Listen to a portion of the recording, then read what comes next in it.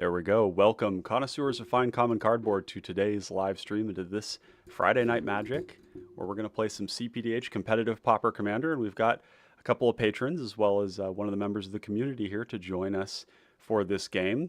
Thank you all for coming up. We've got Bray, and we have Mizu, and we've got Kelp. How you all doing today? You can answer all at once. It's totally fine. I'm doing fine. Solid. Living the dream. Answered first. Y'all did pretty good, actually. I'm not gonna lie. I was kind of expecting the cacophony to go on there, but yeah, I have not been able to play a lot of Magic lately, but I'm excited to play today. We've been building quite a bit, and those things that we built on live stream together needed to be played. So today we're going to be playing Skyfisher Spider, but I'm going to introduce our decks here one by one, and we'll get around to the Spooter. First and foremost, we've got Bray here on Tatyova in position 1. We have randomized. Tatyova is a Simic combo deck here using the Ghostly Flicker Peregrine Drake combo to make infinite mana, draw infinite cards, gain infinite life. There is also a Tidal Bore combo involved in the deck too. Mizu in position 2 here is playing Bastion Protector. This is a mono-white Voltron deck that looks to land the Bastion Protector, keep it alive, load it up with auras, and kill people. And then we have Kelp here in position 3 on Sprouting Thrinax, which we haven't seen a whole lot of, but this is a really interesting commander. Makes a lot of bodies for 1 card, and it has sacrifice value that you get out of the various colors here, and the Persist combo in the deck, which can come from a lot of different angles when you're in Jund. So, and then in position 4, taken up the rear here, we have Skyfisher Spooter. Skyfisher Spooter is the 4-mana 3/3 reach. It is Golgari control. We have a slight sacrifice theme going on because we do need to sacrifice creatures to destroy non-land permanents, and we have a way to gain some life. So we're going to try and ramp and not die. So that's what we got. We've already randomized. We've got our hands of magic cards. All we need now is for Bray, for you to start us off. Are you ready to go, my friend? Yeah, let me just get my 7. Awesome. Yeah, we get our 7, and we can get going from there.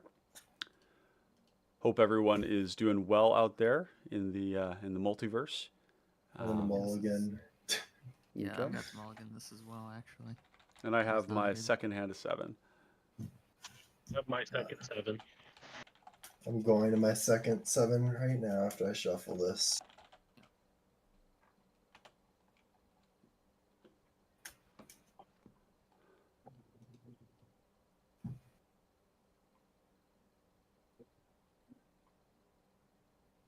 And real quick, I am actually going to move us over into one of the LFGs here so that we don't get interrupted during the game.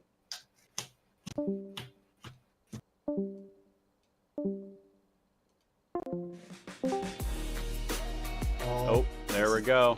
Hopefully that doesn't demonetize me. my little intro music there. There's Discord has added anthems of a sort. So like sound effects at anthems, like you enter the chat, you know? Yeah. So I picked a favorite song and a little section from it. So Kelp, you were asking about the kind of music I like. That's a little bit of what I like. I like that sort of rhythmic, I like bass heavy stuff, but yeah. I was telling the patrons that last night I went to see The Who, which is spelled T-H-E and then H-U, and it is a Mongolian throat-singing metal band, and it was one of the coolest performances. It was amazing. Had such a good time. Do they happen to be a doctor? A doctor? No Doctor Who in there, but I like it. I like it. Shots fired. All right.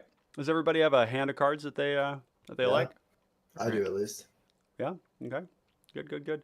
Cool. Well, let's send it here. I'm ready to take up the rear. Alrighty, I'll start us off. Play a Tangled Islet for turn, and I'll pass.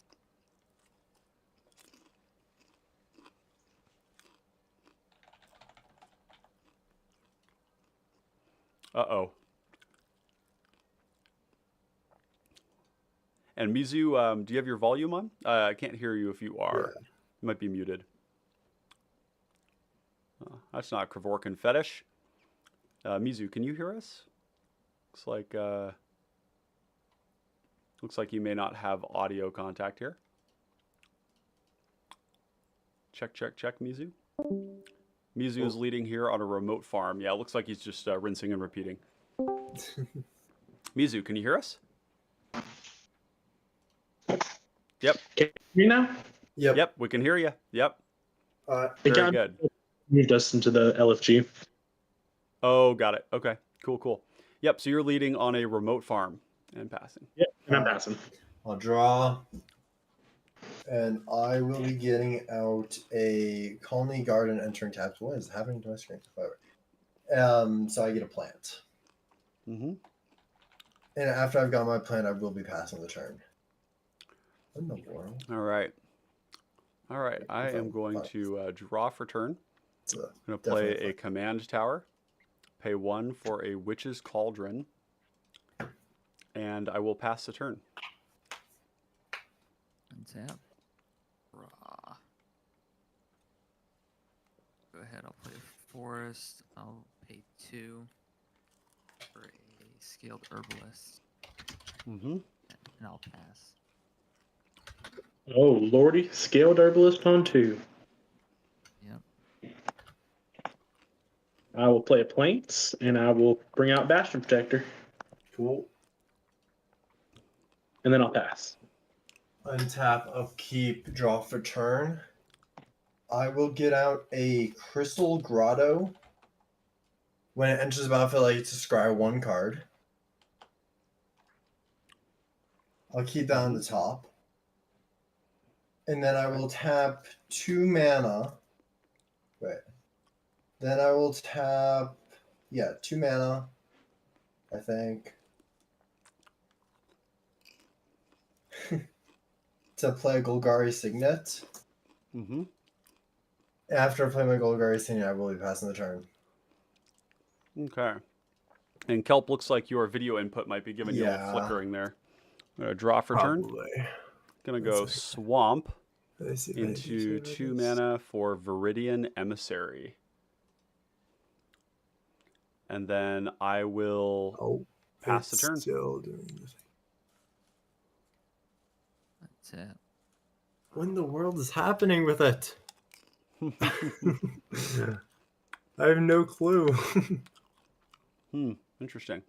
It's weird. Looks like it's not doing it anymore. That's good. Yeah, let's just leave it alone. I'll play Leave it an alone. island. I'll go ahead and pass. Okay. I will draw for turn. I will play a Plains. Mm-hmm. I will go to combat. Yep. 5 at Bray. 5 at me. I'll take it. I'll take 5. Commander? Yes, sir. And then I will tap 2 and play an Arcane Signet. Cool. And then I will pass. I will untap, upkeep, and draw for turn. All 3 of those. And then I'm going to play. So it'd be a swamp as my land for turn. I'm going to tap my colony garden to tap my Golgari Signet for a green and a black. Mm-hmm. I will tap my swamp to tap my Crystal Grotto to get a red. Mm-hmm. I will use that 3 mana to cast my commander. Yeah. Thrinax. Yeah, baby. The lizard is in play. After I've done that, I will just be passing the turn because I can't really attack with much. And if I was a 0/1 if I wanted. I am going to What? draw for turn. Attacking with a 0/1 is sending a message. Yeah, that's right. We're gonna go swamp into play. Down to 4. That is well, it's remarkably spicy. Yeah. We're gonna go 1 mana for Bequeathal, targeting our Viridian Emissary. So 1 mana, draw 2 when the creature that it's enchanting dies. Any responses to that? Good with me? All right. I've got nothing. Okay. I have made my land drop for turn, so I will pass the turn. At your end step, I'll tap the Why is Skilled it doing Herbalist it again? to place an island onto the battlefield. Mm-hmm. Then I will pay 3 mana for a Harrow, Ooh, baby. sacrificing an island and getting an island in a forest from my library, putting it onto the battlefield. We're going turbo. Look like the other mana. Yep, that's happening. Forest. There's an island. Using their tap. Actually, insane.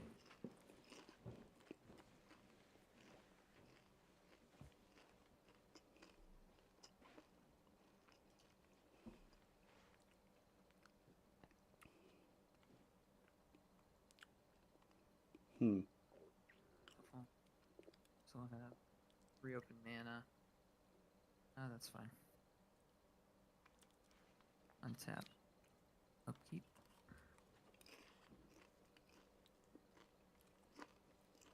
I will go ahead and I will cast my commander, Tatyova. Mm-hmm. Yeah. No response. I think that's happening. response You're from the only me. blue player at the table, so there we go. I'll go ahead and pass. Just gonna pass. Yeah. What kind of game is this? It's a blue game. Yeah. It's a blue I'll thing play- to do. Alright. I'm gonna go to He hasn't- combat. I'm gonna swing 5 at Bray. I'll block with a Skilled Herbalist.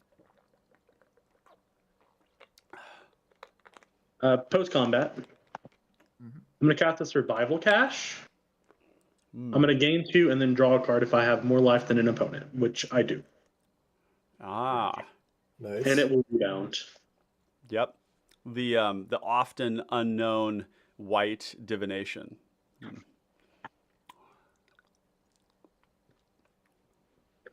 I will also run out this Wayfarer's Bauble Okay. Mhm. and pass. I will untap, upkeep, and draw for turn. All right, guys, I took out the land untapper. Or sorry, the land. What do they call them? A land dork? You know, I call those scouts, but that's just my name for it. My land will be a Drossforge Bridge. A And land. then- And then I will tap 1. Oh my god, 2 mana. So, or sorry, wait. Let me rethink this for a second. I need to think about how I want to do this. Hold on.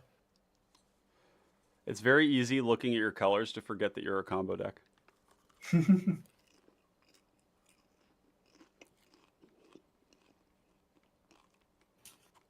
So 1, 2.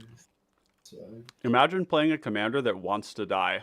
That's an angle on the meta. I don't hate it. Yeah, I think I'm gonna have a hard time swinging in on that. At least until I get evasion. I think Yeah. I will be going to combat. Mm-hmm. Hit me. Do it. And I will then be going out of combat. And then I think that the play here is how much cards I have? 1, 2, 3, 4, 5, 6. I'm just gonna pass the turn. Okay. And when you get a chance here, maybe during this next turn Sorry. cycle, if you would maybe just like unplug or replug or whatever you need to do with your camera and just see Okay, if that stops let me do flickering. that. Okay. Yeah. Sorry It's about not a that. big deal if it doesn't work out. It's totally fine. But Sorry. just wanted to. That's okay. Yeah. We're gonna pay 2, and we're gonna use Witch's Cauldron, Just the right activating it board. to sacrifice this Viridian Emissary, and Gotta stack the things here. So how do I want to do this? When it's put into a graveyard. So when it dies is what I'm seeing here, right? Is that the rules text on this? What? When it dies. Okay, so we've got 2 death triggers. The question is, do I want 2 lands or not? And I think the answer is I would like lands. So we're going to draw the 2 off of Bequeathal first. Yeah. So we'll draw 2 off of Bequeathal. And then I just did the thing. and then we'll use the Viridian Emissary's ability will trigger. And I'll go and I'll get a forest. And this will come into play tapped.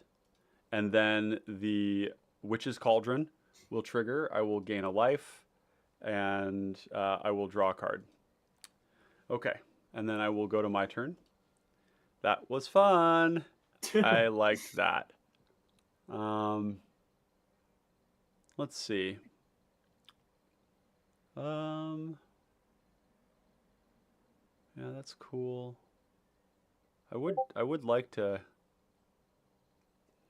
play something here.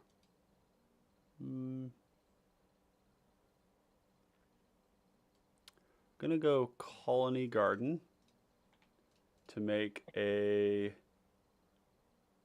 plant. Nice. There it is. Yep. Seen that card before And this game. yeah, and we're gonna maximum synergy Skyfisher Spooter. Does this resolve? Yep. You're good. Okay. Yep, I will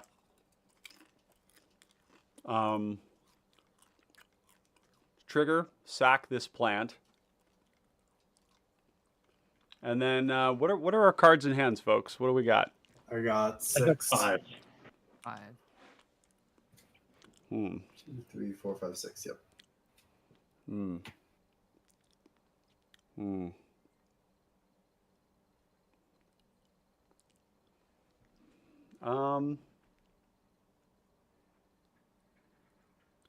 Huh. This is I think we're gonna try and target.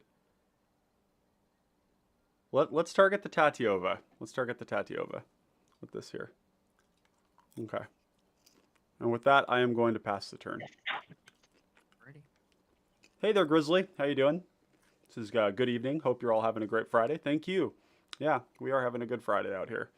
A little sleepy today, a little low energy, but we're getting through it. And I hope you're doing well wherever you're at as well. Got a great game of cPDH going down here. Is it Terramorphic Expanse? Correct. Okay. Grab myself islands.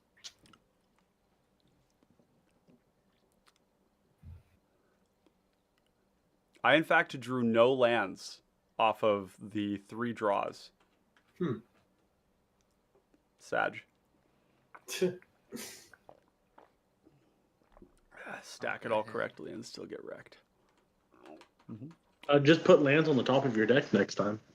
Yeah, that's the better. Have you considered drawing better, Papa? No, I'm just suggesting cheating. I'm just that's the way. Stack the deck. I'm gonna Merchant cast the Scroll. Merchant Scroll. Yep. Huh. Looking for blue instant or interrupt.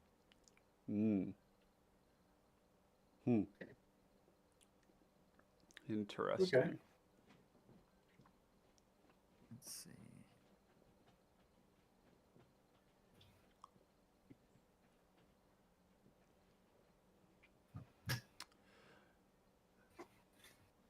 And Grizzly, I'll give you a little heads up on what we're playing here. We've got Tatyova position 1, Mizu position 2, Sprouting Thrinax position 3, and Skyfisher Spooter in turn 4, position 4.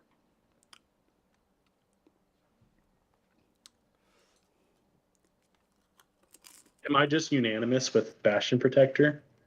Yeah, I think you play it quite a bit. Wales, I think, plays a bit of it too. Is that right? I know that like me and Lotap worked on the deck a lot. Into the Royal. Yep. Off of the Merchant Scroll. Okay.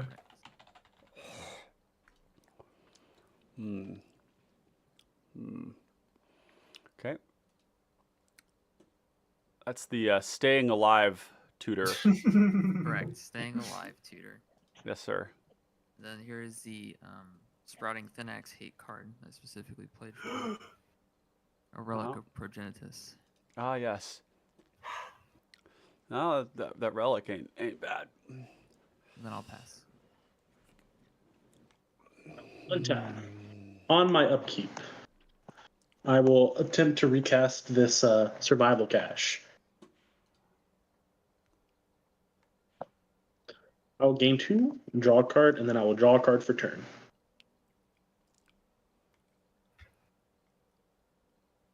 At a plains.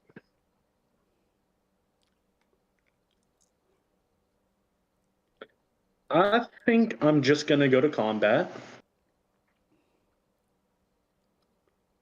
Ryan, I'm going to come at you with 5. Gotcha for 5. Yeah, I think we're happy taking a little fiver here. Yeah, 1, 2, 3, 4, 5. We've taken 5 from the Bastion Protector. Post combat main phase. Hopefully this one doesn't get me hated out like it did my last game. Suture Priest. I mean, it doesn't really affect me, so that's fine with Okay. me. Yeah, such And a then, priest. I have a response to that card. Mm-hmm. In Yeah, response to you casting that, I'm gonna tap my Colony Garden to tap my Golgari Signet in order to cast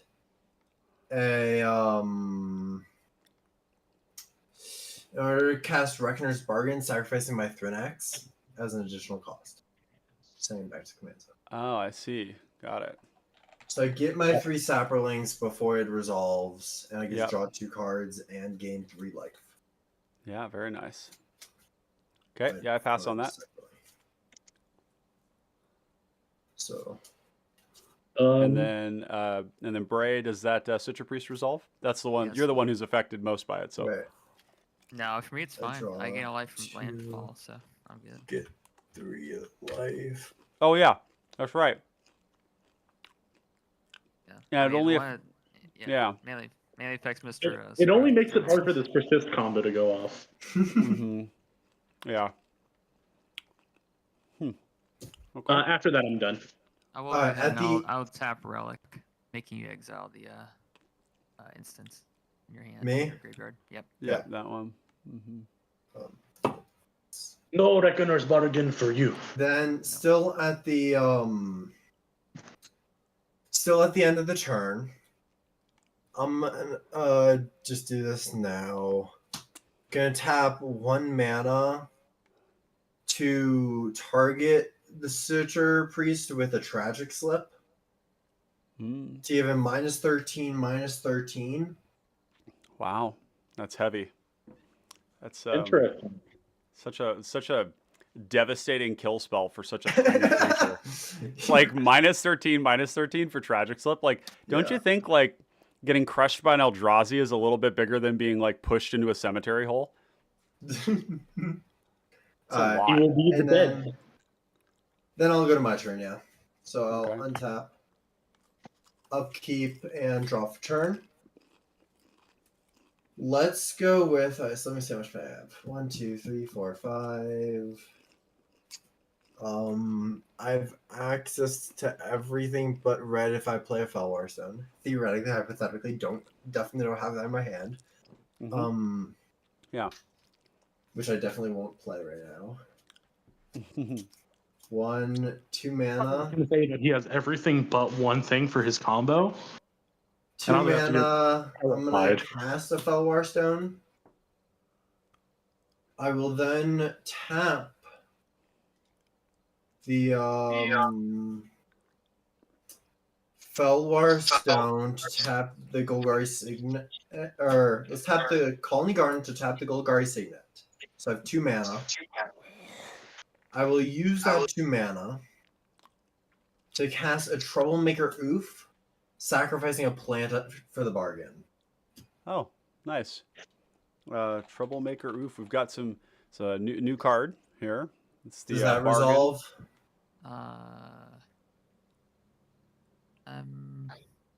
So before. Oh, it's as you cast. Got it. Okay. Yeah. So that's a extra cost basically as I Mhm. cast it. In So Um, if it enters, response, it does stuff. I will memory lapse it. Ah. Okay. I need a reminder of which this is. Let me click on it. This is real the quick. one that exiles it and puts it on top of your library. And Golden Lotus Popper MTG. Good morning, Kings. Hope you guys are enjoy some. Hope you guys enjoy some great Popper Commander. Well, What does Golden it do? Lotus, thanks for Wait, joining what's us. it called? Hope you're having a great It day. Memory counters lapse? it. Yeah, memory lapse. It counters it, and you put it on top of your library. Oh, See, whenever I click on it, it shows me Visage Bolus. Mm-hmm. yeah, sure. So it just goes to the top of my library. Yep, top of your library. Okay, you guys don't know what it is, so I'll just have it like that. Yep. Then, you know what?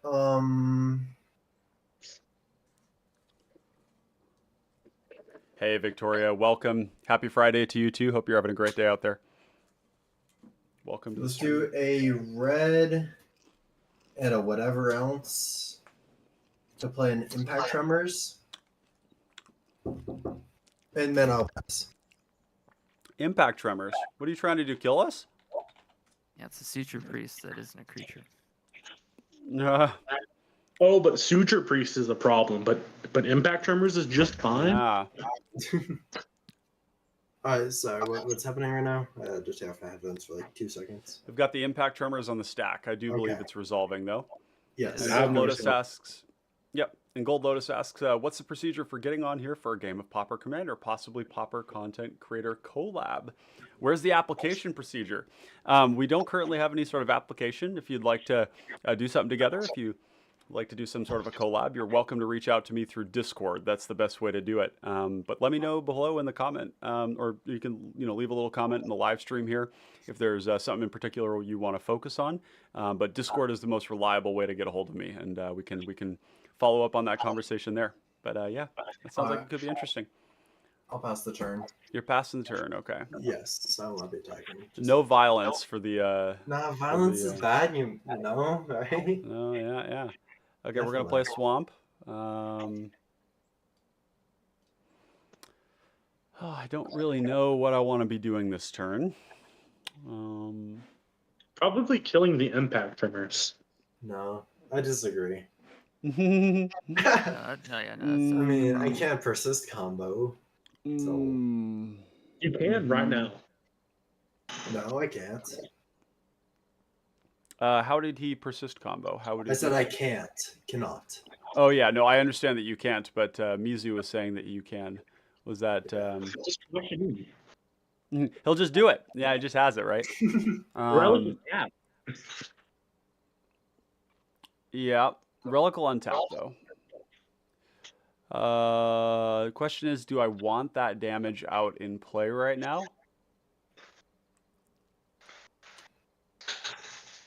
I think that that's an interesting question.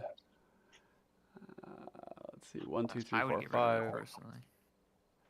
Yeah, I know you'd like it gone too. Because I can handle 1 damage, but 3 damage at a time. I don't know about that. Uh-huh. Yeah, it would be the sensible thing to do. Let's see, 1, 2, 1, 2, 3. That's kind of interesting.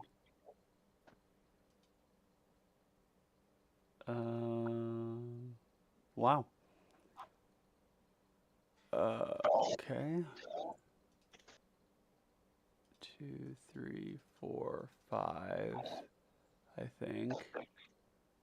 4.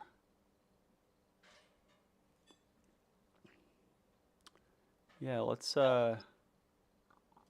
get the initiative going. Okay.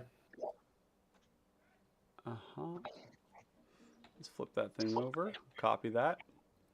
We do love the initiative. So we'll go forest, go find that thing. Here it is in my hand. Okay. And this is an Avenging Hunter. We'll put that up on the screen. And then we're going to pay, let's do 1 mana for a Persistent Specimen, I think. Yeah. Or let's see. Well, if I did Persistent Specimen, what's another way I could do this? If I did that, she's red or green. Yeah, we'll just put out a Persistent Specimen, and then we'll I guess we should probably do a little bit of poking. We'll take the Spooter, and we'll swing the Spooter at you, Mizu. We'll just trade some damage, my friend. And then I will pass the turn with that. Skyfisher commander damage. Yeah, 3. That's right. 3 Spooter damage. Get him. Gold said, Lotus says, I would love to collab. I'm in your Discord. Who's the mod I should reach out to? I'm the mod. That is me. So you can reach out to me. I'm in there as Papa Popper. You'll see me as the Cognoscenti. I think that's what Clay put me down as. And we've got patron and friend of the channel, Dax Goes Face, Spooter Game.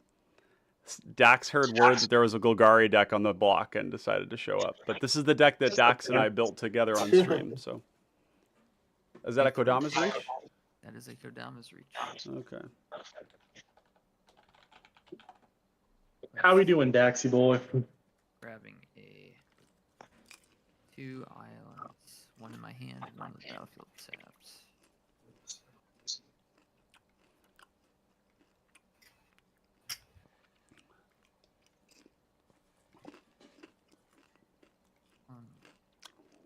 He's me.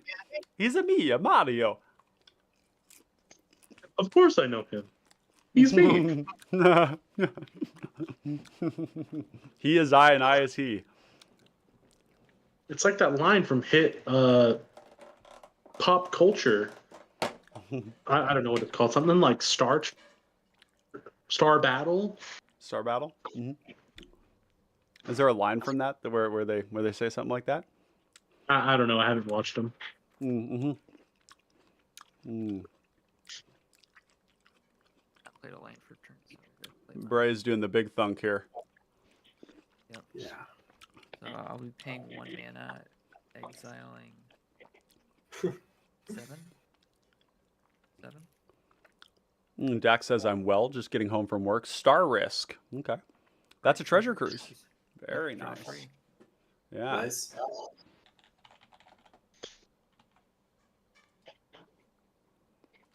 Grizzly says Skyfisher Spider is just a good card. You know, I agree. I agree.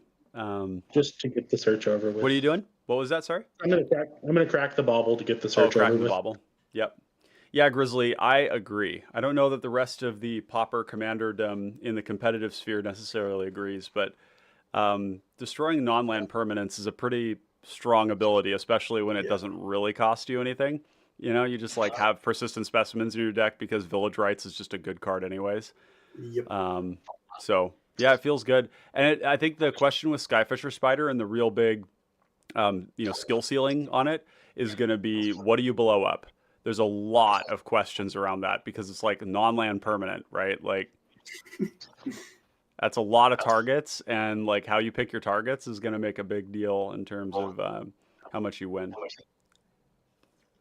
From there, I'll go ahead and I'll pass. What card is that? A Sky Shroud Ranger. Yes, the slow scout. Was that right? Yep. Place ability only has a sorcery.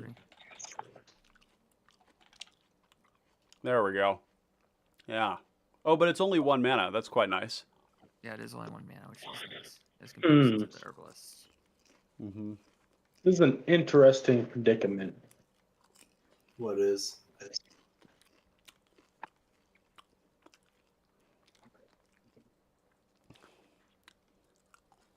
I hope this costs too. I can't actually see this card. It's just like slightly too small. So let me make sure I'm tapping for the correct number. I was not. No, I am. I'm gonna cast Dax. a Oh, sorry. Go ahead. ward on Bastion Protector. The Pentarch Ward, the sorcery speed protection spell. Well, yeah. What do you think about that, Kelp? I have no response. I have a response. I will cast Into the Royal, returning it to your hand. Okay, we have an Into the Royal in the stack. Any response, Mizu? Targeting what? Your commander. Okay. No response. Mm-hmm.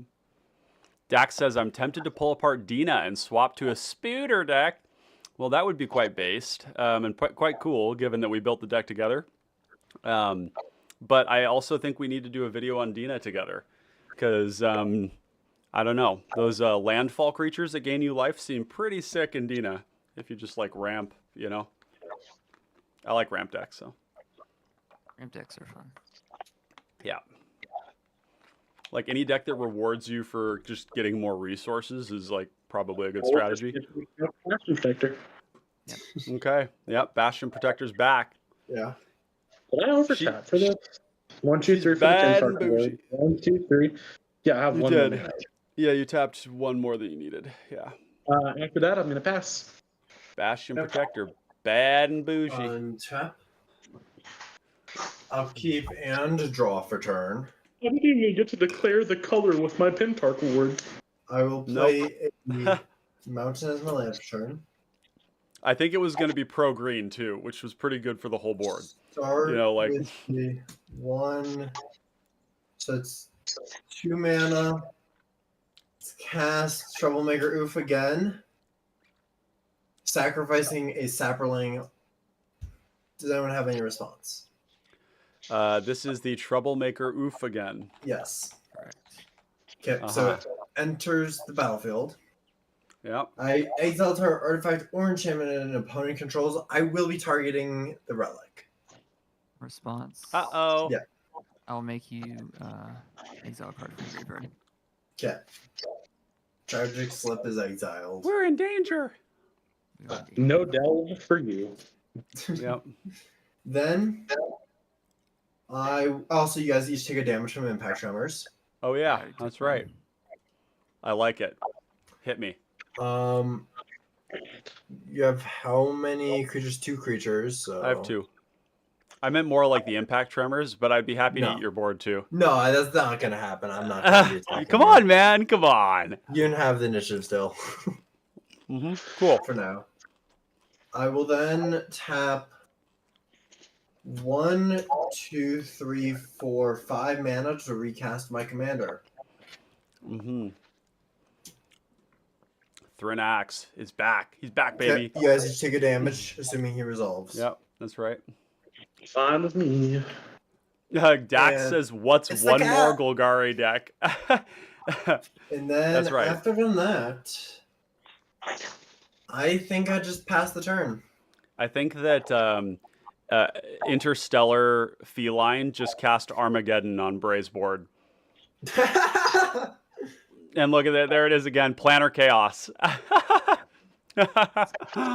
It's I'd love a to Oh, that's common great. displacer And kit. he's getting picked up. And Mizu's, yeah, so Golgari, yeah. Kaga, okay. All right, so it's my turn. You. Yes. Admittedly, I don't really like the idea of buffing up any of these cards with the Forge. Why don't you buff But- up my card with the Forge? Can you do Why you that? buff up my card with? Oh the my God, you Forge? can. You can put the counters on any creature. That's actually really interesting. Huh. I could also make Avenging Hunter just like unreasonably big. I'm sure that wouldn't lead to my imminent death, right? Right, guys? Right? Apparently, it tells me the initiative is a Caracas. So, I'm gonna upkeep, put 2 +1/+1 counters on Avenging Hunter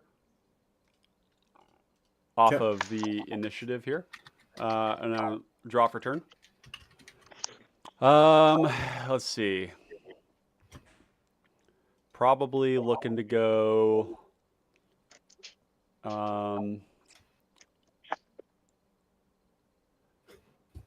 Let's see. the impact tremors is scary. That's for sure. That's definitely that's a true facts with Papa Popper moment right there. We're gonna go Is to it though? combat, and I think we're gonna go to combat.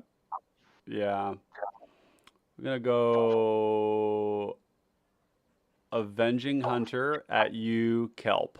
Makes sense. Any I other punch you. attacks? Nope. It has trample, so I have no blocks. All right, 7 damage. Let's go Down to 26. Yeah. Oh, interesting. Huh. Okay. So what if I went Mortuary Mire, and we're gonna target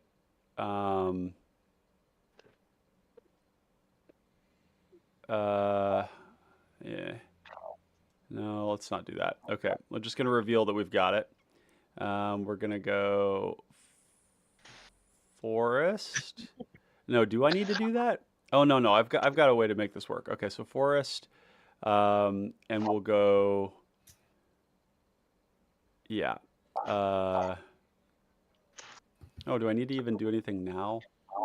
I don't. Okay. I will pass the turn.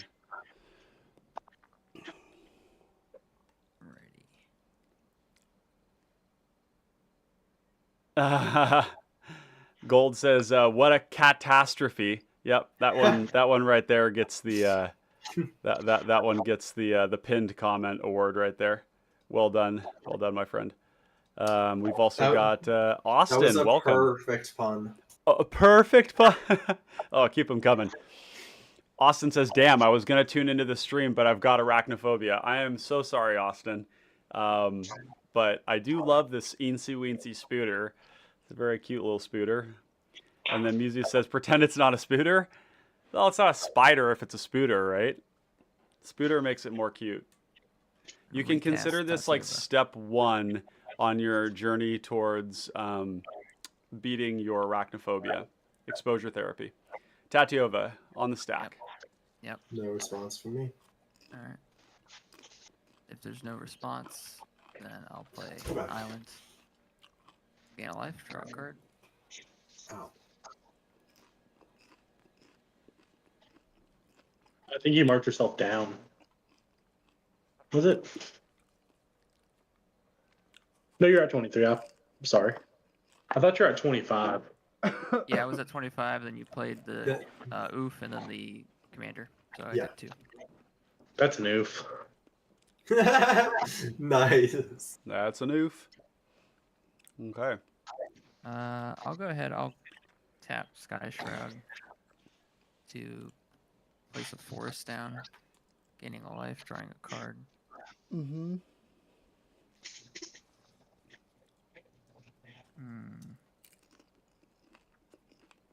From there, I think I'll just pass. Lucifer says, "Perfect game for me to watch while I play through Spider-Man." That's a pretty nice pairing. I presume you're rooting for the spooter.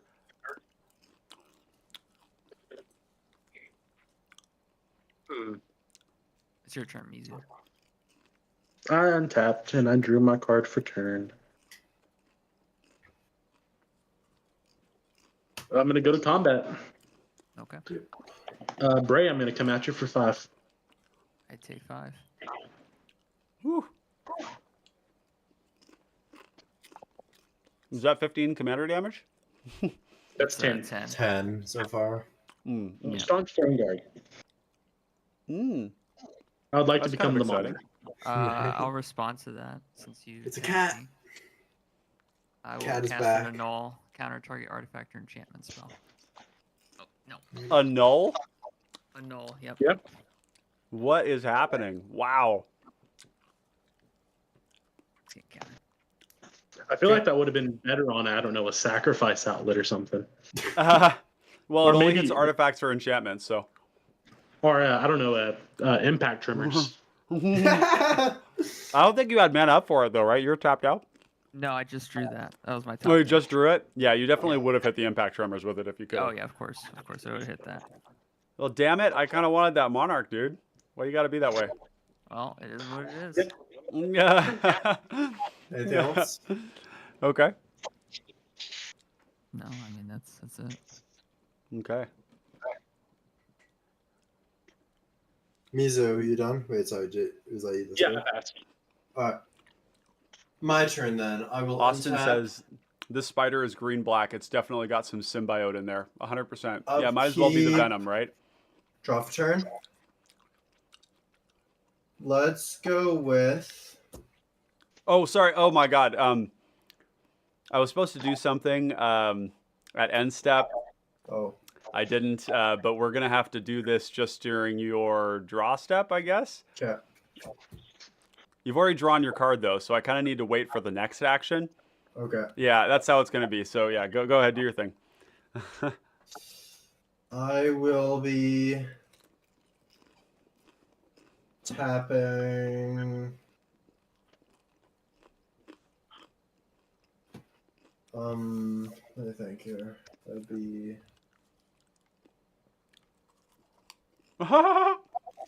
one, two, The cat apocalypse. 3, 4 mana to cast an Ivy Lane Denizen. Ivy Lane Denizen. Okay. In response, Okay. I must interact with this.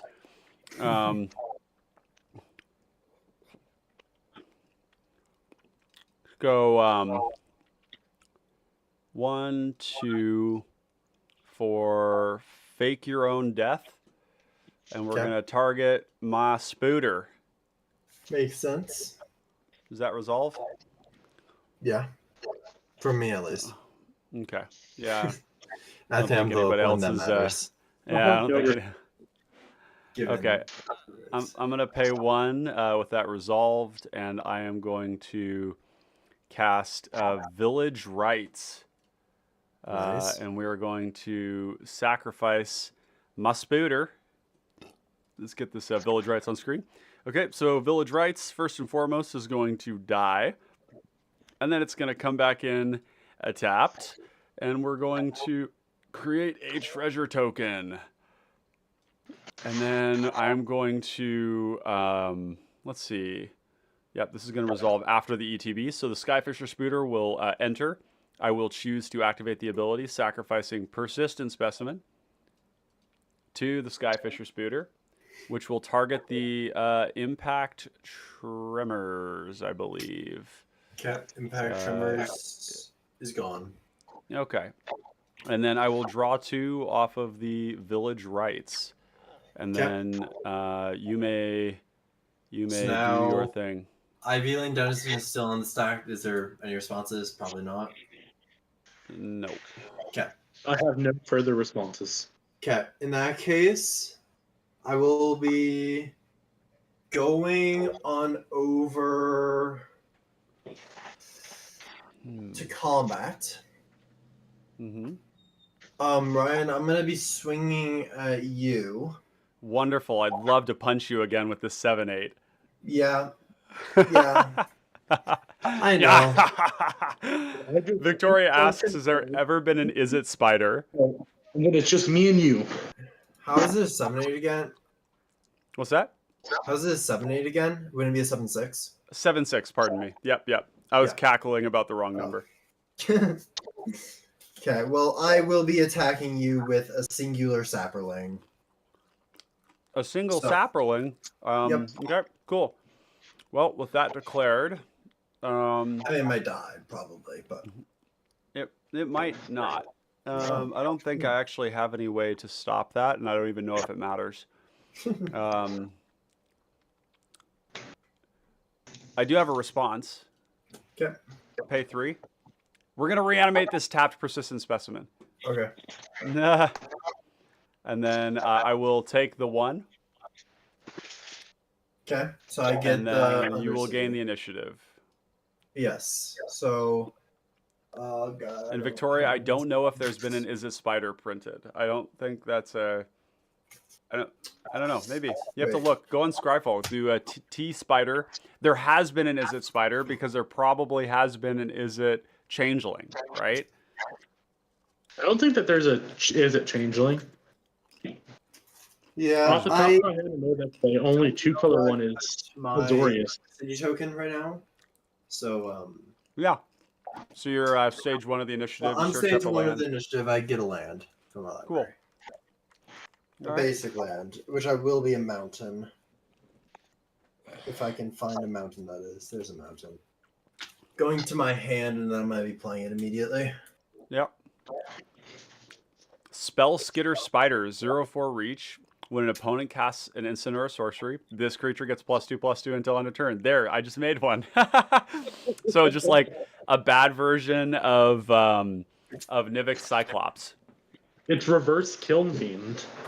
Yeah. Yeah. Cool. Oh, it's red. It needs to have haste. And then, so land for turn will be the mountain.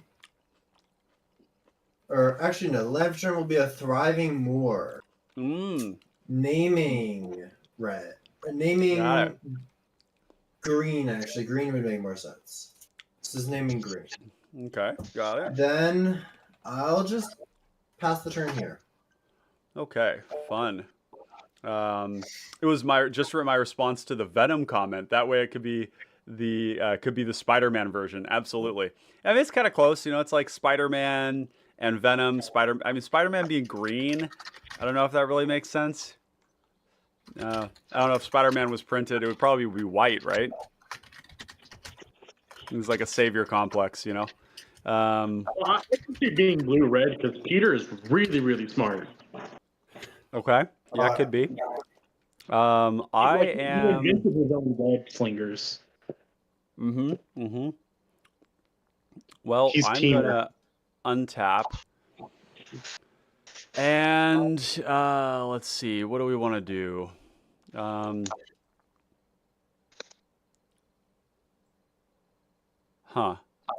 Yeah, there's an Ivy Lane denizen. That's a thing now. That's the world we're living in. That is only one part of the combo. It is. Yeah. I don't have a persist or a sacrifice outlet or any way to make that sacrifice outlet do much. Yeah, like no payoff, right? Yeah. Because you got rid of impact drummers. Yep, that's right. So, Kelp, how'd you like to take a little less damage this turn? That'd be cool. I'd Why like do to you take a little ask? less damage.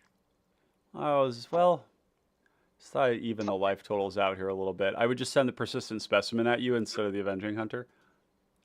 Although, actually, you know what? Actually, deal's off. I'm coming at you with the Hunter. Okay. I'm sorry. I didn't mean to tease you guys. We're going to come at you with the Hunter. Rawr. I'll be blocking Okay. with my commander. Okay. Okay. So I will be Yes, taking 4 damage, though. Cool. Yep. You'll take 4, and then there's a trigger to make the boys. Yep. And Triggers on stack. Yeah. That's an Ivy Lane denizen. Hey, if you can goad it, I can kill it. Really? That's kind of fun. I will consider goading, but I'd also be tempted to goad the Bastion Protector. I don't know how aggro you're feeling with this thing right now, but It is turning sideways every turn. it is always going to turn sideways. Yep. I think that your dudes are just going to enter the play. You're going to get some. You're going to get some tutus. Yeah. Yep. So And I am going to gain the initiative again. Load up on progress here. Kind of feeling like.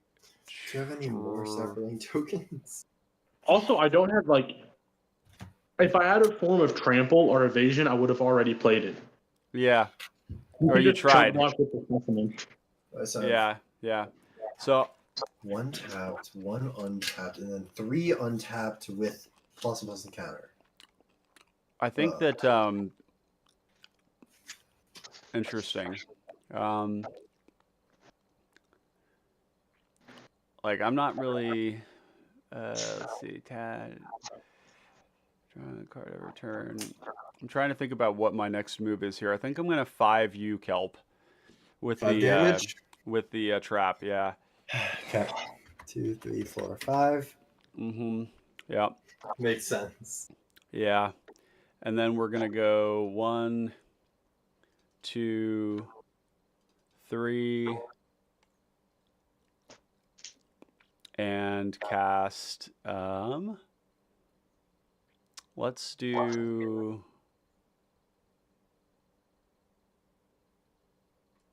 Let's do a Fleshbag Marauder. Which is that? It's when it enters the battlefield, each opponent each player sacks a creature. Okay. Any response to that?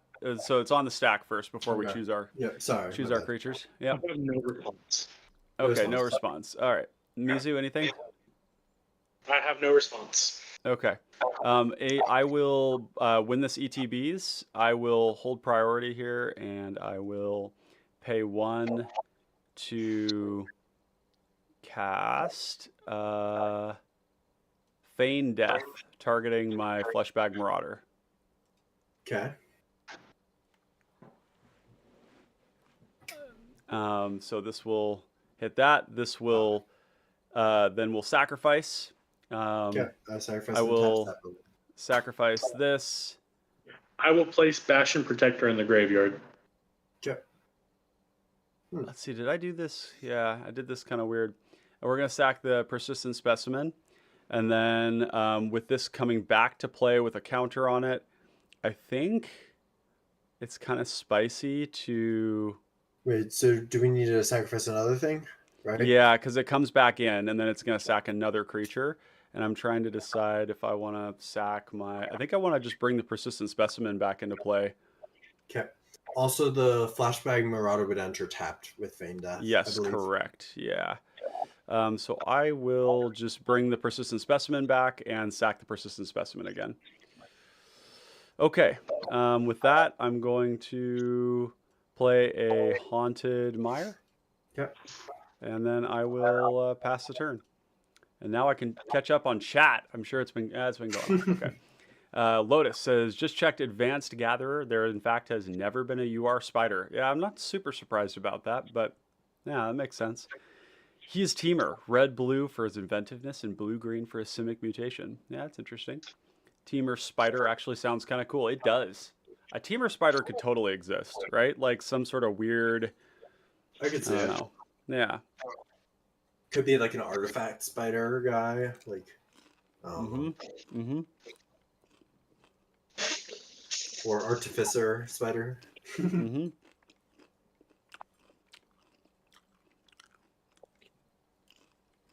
Yeah, I'll go ahead. I'll pay 5 mana for a Peregrine Drake. Oh, Ooh. Ooh. scary. Very I much have so. no response. I have no response. It's on tap. 5 lands. Are we dead? No, you guys are fine. I don't have anything in hand. It's a Peregrine Drake blocker. Peregrine Drake the Ritual. Peregrine Drake the Savior. Yep. Pay 9 to recast Tatyova. Wow. That's a lot of mana. Now that's a lot of mana. Quadrant Campus. I'll gain a life and draw. And I'll Okay. go ahead and pass. Untap, and I will draw. I really didn't want to kill your Bastion Protector that turn, Mizu. I was kind of appreciating that you were hitting people with it. Well, late to dinner targeting Bastion Protector. Yeah, but it was the only removal spell I had, so. Okay. I will make a food. Okay. No further effects, Your Honor. Pass turn. Okay. It's my turn. Storm Skitter Spider does sound broken. Whenever you Untap. cast an instant or a sorcery, you may exile it. When you do, I'll create a keep- 0/1. What the shit? Dax, what are you keep, smoking, and man? I then want some of that. draw for turn. I wish it was like 2 tap, deal 1 damage to anything. Then you could just call it a rock. Let's just 1, 2, 3, 4, 5, 6, 7, 8. Mountain for turn. The mountain that I got. 9. So I have 9 mana. My commander currently costs 7. Mm-hmm. Wow. Okay. Wonder what that's like. I wonder what that feels like. Let's just do that now, I think. Yeah, actually, yeah. 1, 2, 3. 1, 2, 3, 4, 5, 6, 7 mana to cast my commander. Any response? No. No. All right. No. He enters with a +1/+1 counter. Sure does. Austin is says great. cast second treasure cruise for 2 seems strong. Then I will be let's see. So second thing is the Undercity. If I can get that back, theoretically, is scry 2 or put 2 Pokemon. I will just be going to combat. And then I will be attacking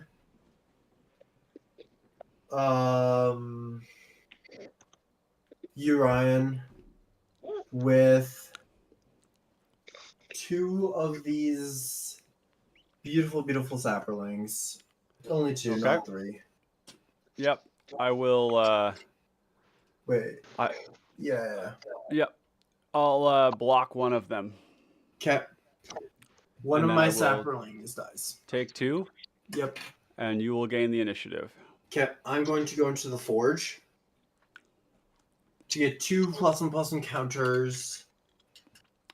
Probably on that Ivy Lane Denizen, right? Yeah, that it. Actually, I mean, the Ivy Lane Denizen would die to a Skyfisher Spider trigger anyways. That's true. That's a good point. Yeah.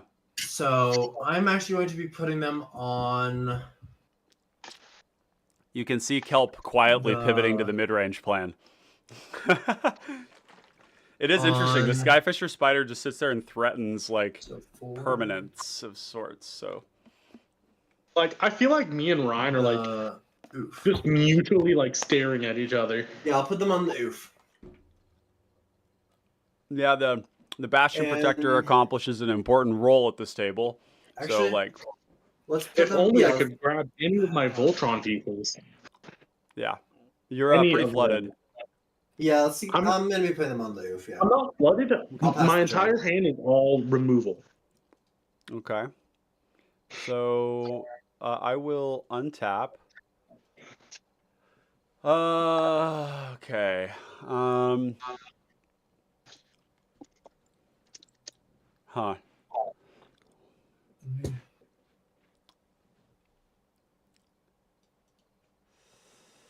What do I want to do? What do I want to do? Murder the Drake. Murder the Drake. To be fair, Uh, if I had Ghostly Flicker, I would have used it by now. Uh-huh. He's just a blocker. I will literally let him block. You can kill it with your creature if you want. Okay. So He's you're like, gonna. "Please don't." If Ryan doesn't kill it, you're gonna draw a Ghostly Flicker. that is how this works. Yeah. There is significant risk associated with that. 1, 2, 3, 4, 5, 6, 7, 8, 9. 9 mana available to me.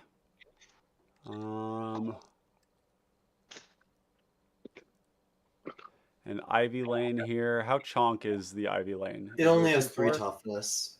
It's a 2/3. It's a 2/3. Okay. Yeah. I've gone its value.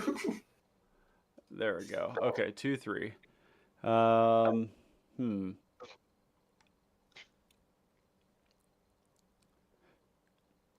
Interesting.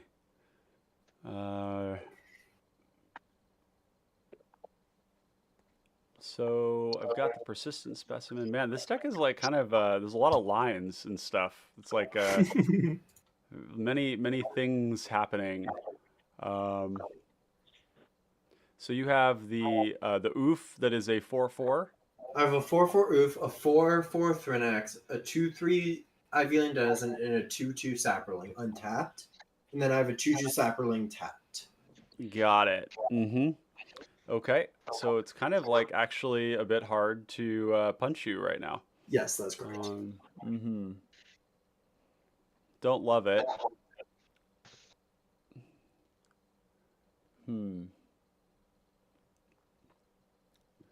Well, I guess you would have to double block the Thrinax and the oof, right? So That's correct. okay, Or I would be able to do other blocks. right. Okay, so we'll punch with a Fleshbag Marauder and Avenging Hunter at you Kelp. Okay. And, I will be blocked. Yeah. I will block the Marauder, who's a how big? 4/2? 4/2. With this Sapperling. This is 1, not a 2. With Yeah. a Sapperling, and then I will be double blocking the Avenging Hunter, who is a 7/6, right? Yep. Okay. Yep. Yucky. So I could sack the thing to the thing. That's not a bad idea. Let's start with that. We'll go 1, 2, Witch's Cauldron. We're gonna sack this Fleshbag Marauder. Like that, and I'm going to gain a life, and I'm going to draw a card. Okay. Okay. How would you like to assign damage if you're done? And then I'm going to assign the damage onto the Thrinax first. Okay, so how much damage onto the Thrinax and how much onto the oof? It's going to be all of the damage onto the Thrinax, and Okay. then it'll be, because it's a 4/4 right now? It is a 4/4. Yep, so I'll do 4 on that and 3 on the oof. Okay. Yeah, sure. So Okay. Thrinax dies. Yep. Trigger. I'm gonna send him to the graveyard. Okay. Trigger on the stack. Yep. You're going to make some boys. Okay. So I get 3 Sapperlings, and they enter with a +1/+1 counter on each of them. Well, I could put a +1/+1 counter on other things. Yep. I'm gonna just put it on the Sapperlings. Okay. So I did not gain the initiative there. Correct. Sadly. 1, 2, 3. But I will go 1, 2, 3, 4. Drown in Sorrow. Ooh. Damn. Yeah.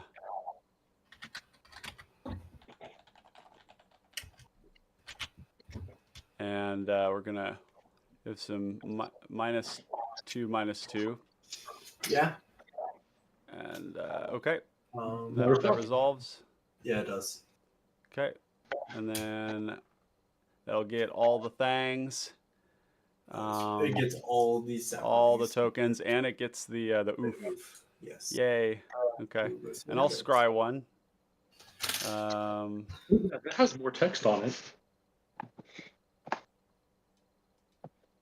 Let's see. 1, 2. Wow. We're gonna go Mortuary Mire, and we're gonna put Avenging Hunter with this Mortuary Mire trigger. We're gonna put the Avenging Hunter back on top of my deck, and then I will pass the turn.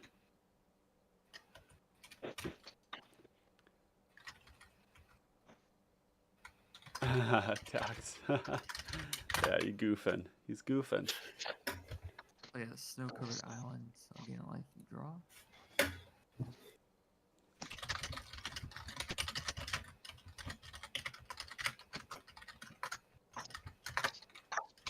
Pay 3 mana for compulsive research. Drawing 3 cards and discarding a land card.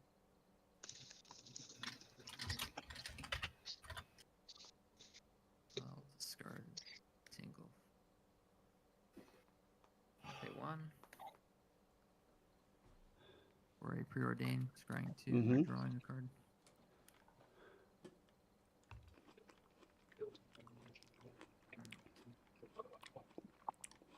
both.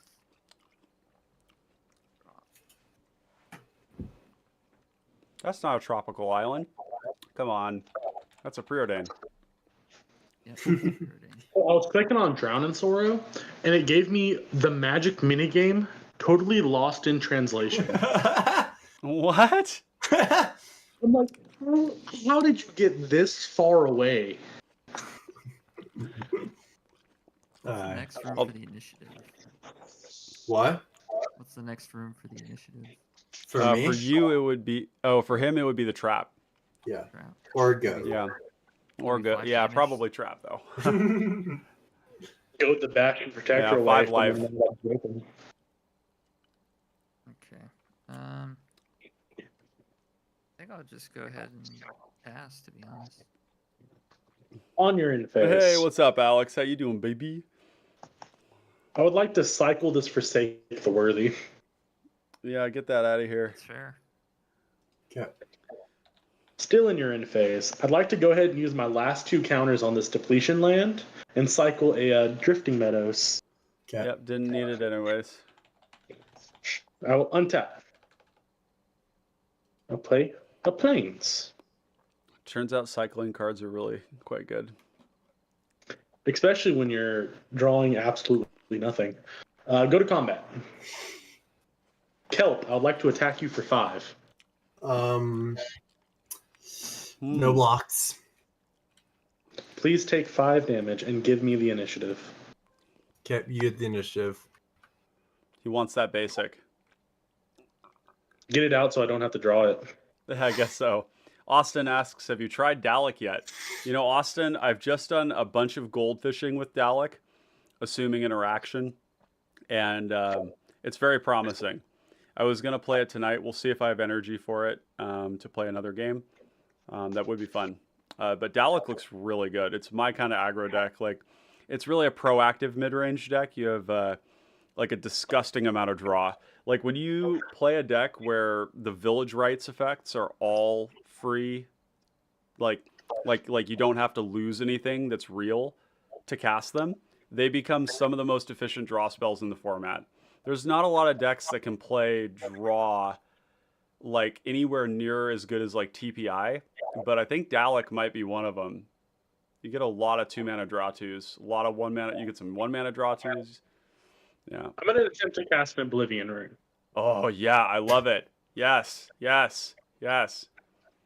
Because I'm not drawing removal. I'm just drawing sweepers right now. So.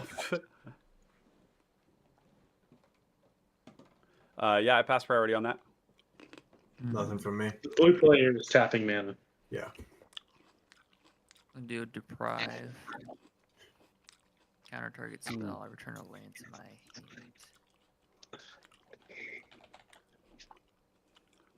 I feel like he has only countered my things. No, mine. Mine as well. He did. He did. Yeah, yeah. What did he counter of yours? Oof. Why do you guys keep doing such counterable things? I'm going to pass He turn. most certainly countered it. You Magic still with got Mario? Mario, right? Yep. Untap. I'd like to Upkeep and mention, I draw did not turn. declare targets on this O-ring, so That's true. That's when true. it comes into play. Yeah, but that does require that it comes into play. I can Yeah. see why. If you declared your intentions prior to the cast or on cast, then you can I did get not some. declare my intentions at all.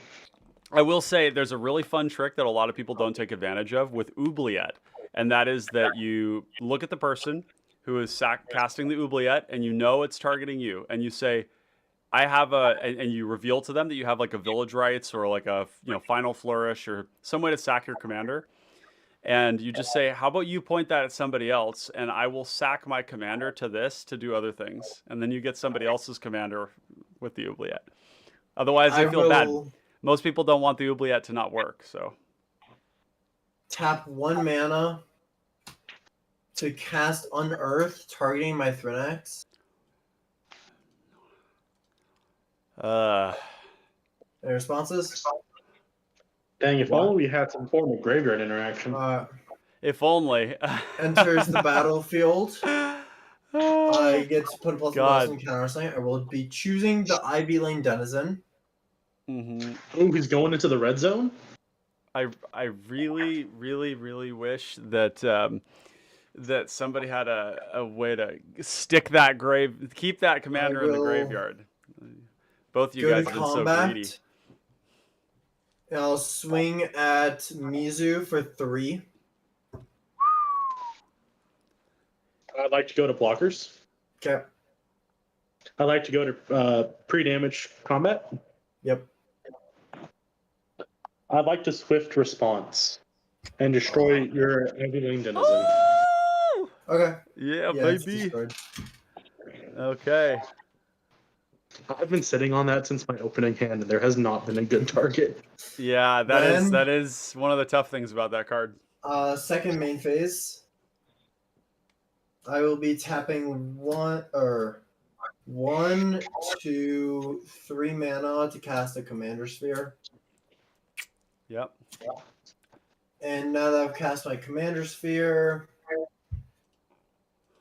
I will cast Thrinax. Okay, we're gonna tap 2, 3 for let's see, we'll do Rowan's Grim Search.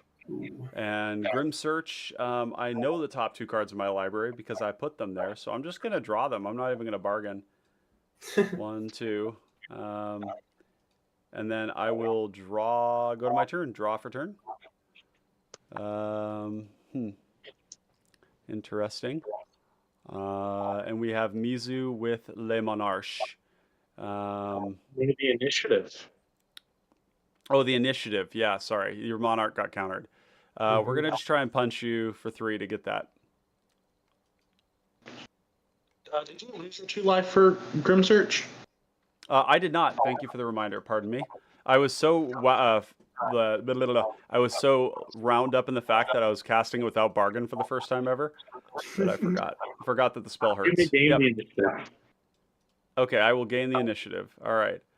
Gain the initiative. We're going to we trapped last time, so we have to archives this time. We'll draw. 1, 2, 3, 4, 5. Okay. So let's go. And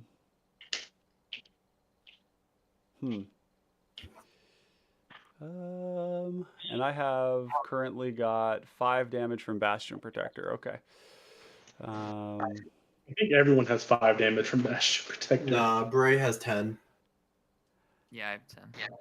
1, 2, 3. 1, 2, 3, 4, 5. For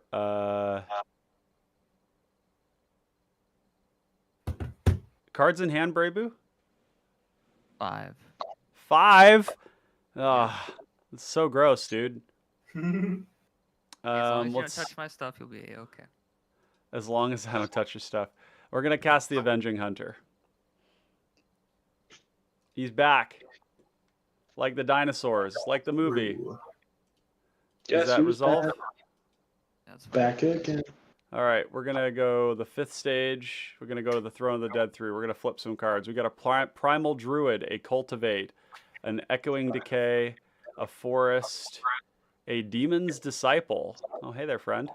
A Pestilence, a Corrupted Conviction, a Swamp, Victim of Night, and that. Okay, so we really just have the Demon's Disciple, which, yeah, I kind of like that. We'll take the Demon's Disciple, send these to the bottom, shuffle it up.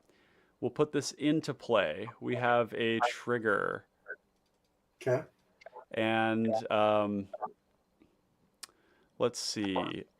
I am going to respond to the trigger by casting Not Dead After All, targeting my commander. Okay. Any response? No. You're Not good. for me. Okay. So, Not Dead After All will resolve on my commander. I will then sacrifice my commander to the Demon's Disciple. Everybody sack a creature? I will sacrifice my Thrinax, so I get 3 saplings, and I'll put them back to command Yep. zone. Okay, and then this guy here will enter. This trigger will happen, and what I'm going to do in response is I'm going to pay 1, 2, 3, and I'm going to return my persistent specimen from my graveyard to the battlefield.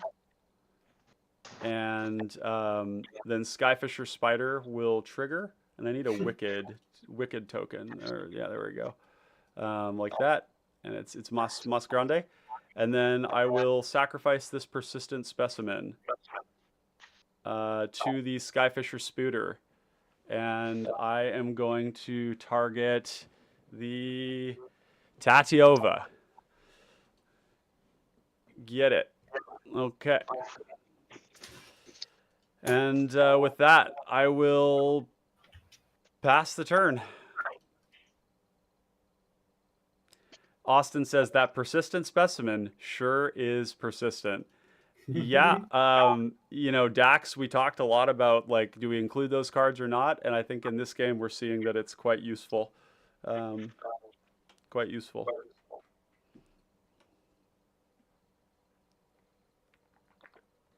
If you have the mana to reuse them over and over again, it works out well.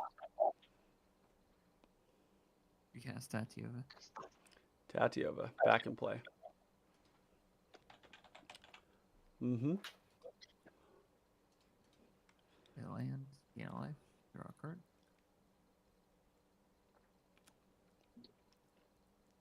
Pay 1 mana for Sakura Tribe Scout. The, why do you have to play all these things every turn, Bray? That just Honor make and it face. feel like you deserve violence. I have to. I don't have a Yeah. choice. Yep. This is the way. I would like to play a study hall. I'd feel bad for Mizu if he didn't attack me at the very beginning. Mm. 6. Bastion Protector. I have a trigger from study hall. 1, 2, 3, 4, 5, 6. Did it go back to your hand? No, it went back to the command zone. Hasn't it died before? Yeah, I brought it back with Oh, with late to dinner. That's not the plate to dinner. Yeah, brought it back with late to dinner. Yeah. Okay. Cool. I forgot about No, that. yeah, My bad. Yeah. Cool. Try to Yeah. put both on the bottom. Get him out of here. No other effects during my turn. I'll pass the turn. I'll untap. I'll upkeep and I'll draw. I do feel like attacking Tatyova is the correct choice at the beginning Yeah. of the game. It is. Yeah. It is. Yeah, you're not wrong. But Yeah. I Still like will. It's a tough position though. Yeah. Whenever you're the aggro deck, it's hard, right? Because your options are sort of in some ways a little bit forced. Otherwise, you sign a suicide pact with. Where I'm What's also that? incentivized to like hit you because I don't want you to play your edicts.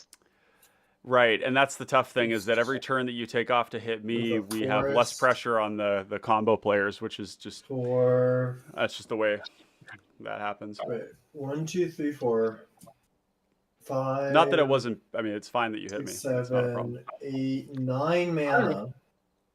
So I'll follow the Nine. trend. It's really hard to pilot. I'll follow the trend of casting my commander again. Yep. You What know did you who say was has hard to a- pilot, Mizu? I think Bastion Protector is a very difficult deck to pilot. And Yeah. then Well, I it's will aggro in general. just be passing the turn. A lot of like the way I see like the sort of flow of the game is that when you're an aggro deck and you're going after the combo player because you have the speed to do it, you have the pressure to do it. The what you buy yourself in return is that the table doesn't interact with you because you're doing something that the table either can't accomplish on their own, or you're doing something so you buy yourself a lot of time and turns to accomplish like building up a board, building up some protection. You can sandbag some stuff. And then the gambit, and a gambit being like an open-faced strategy that everybody knows, right? Is what's happening is that once the corner is turned on the combo player, that you have to like beat the rest of the table, and that's kind of what any aggro deck is trying to do, assuming a certain distribution of archetypes at a table. So it's fascinating stuff, though. Okay, so Kelp, you're all done? Yep.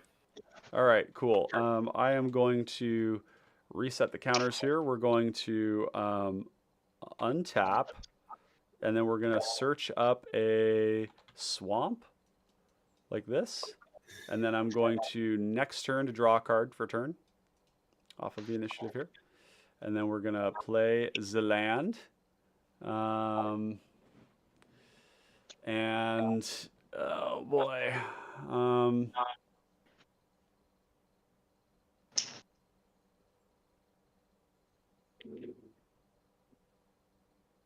Yep. We're going to send this right here, go into combat.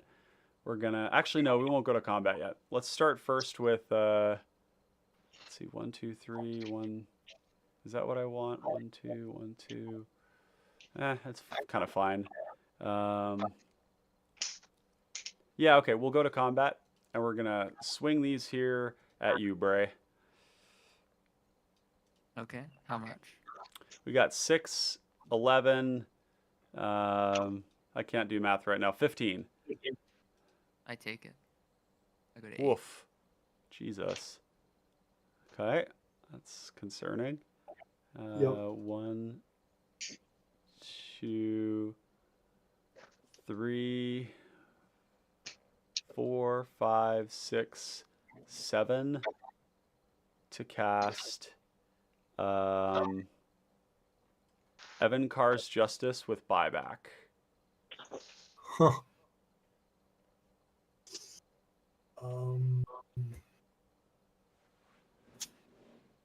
Yep.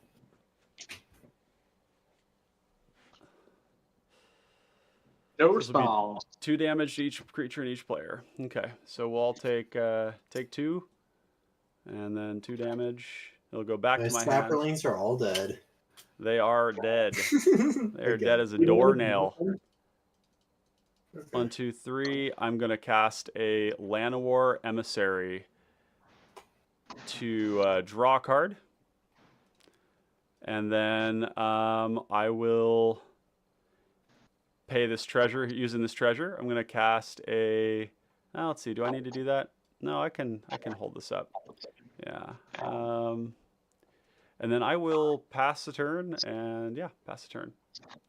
Yeah, good to see you're doing well, Alex. It's been a little bit since I've seen you. Hope you're doing well. Dax, you still here? Yeah, I hope Dax is here. We got some, he's got to see his deck in action. This thing is sweet. Spooter. Golgari just grinds hard. I love that. It's my favorite kind of Magic. I'll be right back, guys. Don't burn the house down while I'm gone, but we'll see you in a sec. This is where chat goes wild.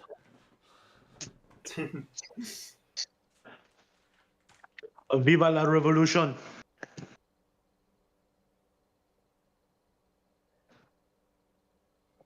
Guess crop rotation.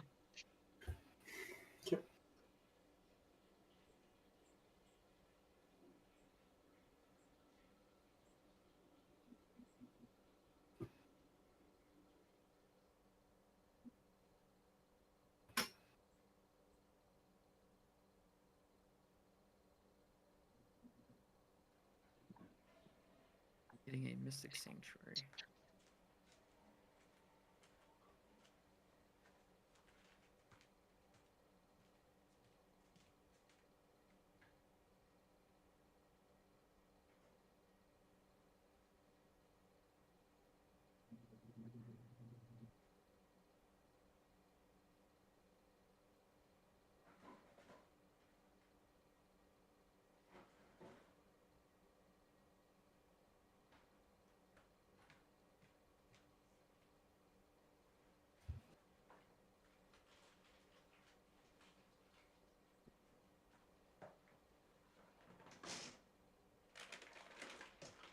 put a I treasure traveled a cruise great on many leagues to acquire some trail mix. top. Put a treasure cruise on top. Gain a life and draw. Okay, Sakura Tribe Elder, crop rotation. Cool. Catching Yeah, up on listen. chat here. Alex says, I got something wild for you. Break out the keg. The boss is gone. Alex says, I found out my wife is pregnant.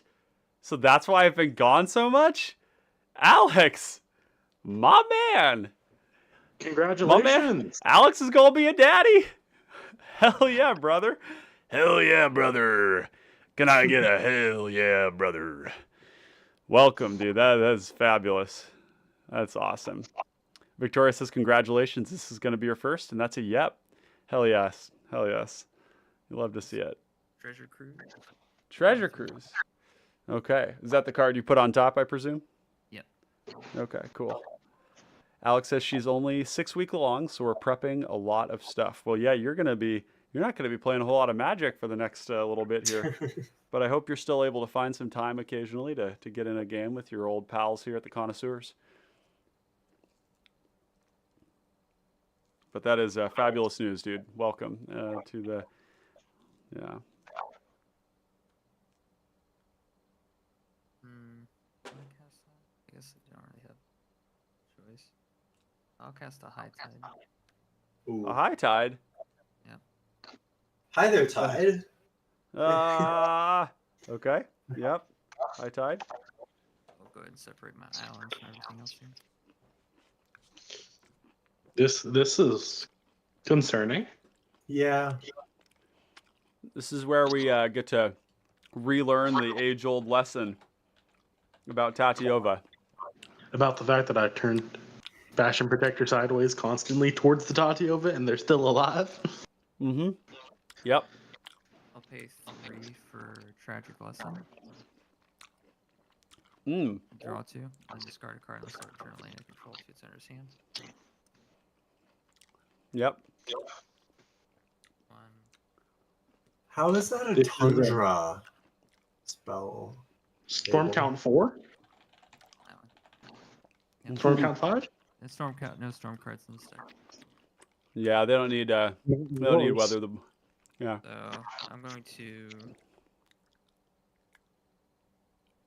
Yeah, I guess I'll Yeah, Alex says very happy for you right now, Bray, that you're playing Tatyova.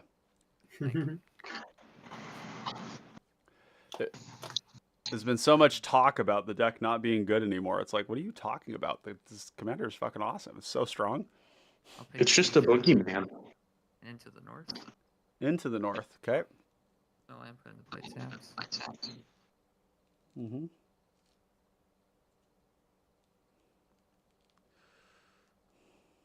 Primewood Think- Falls. Analyze and draw. The big question for me with Tatyova nowadays is not whether it's playable or not. It's just how is the deck built? Because I think that the problem that Tatyova did not have in the previous meta was dying, because there wasn't really like a lot of damage on the table. And nowadays there's a lot more. So the bigger question with Tatyova is like, how do you stay alive? And I think it's actually a pretty simple solution. You just play cards like Ondu Giant, Wild Wanderer, Wood Elves, like bodies that put lands into play. You just grind a little harder. Just play walls. Yeah, like Academy Wall, do the trick. I don't know. All of runes. 1-drop 0/4 when it enters the battlefield. Scry 1. I'll raise you, Riptide Turtle.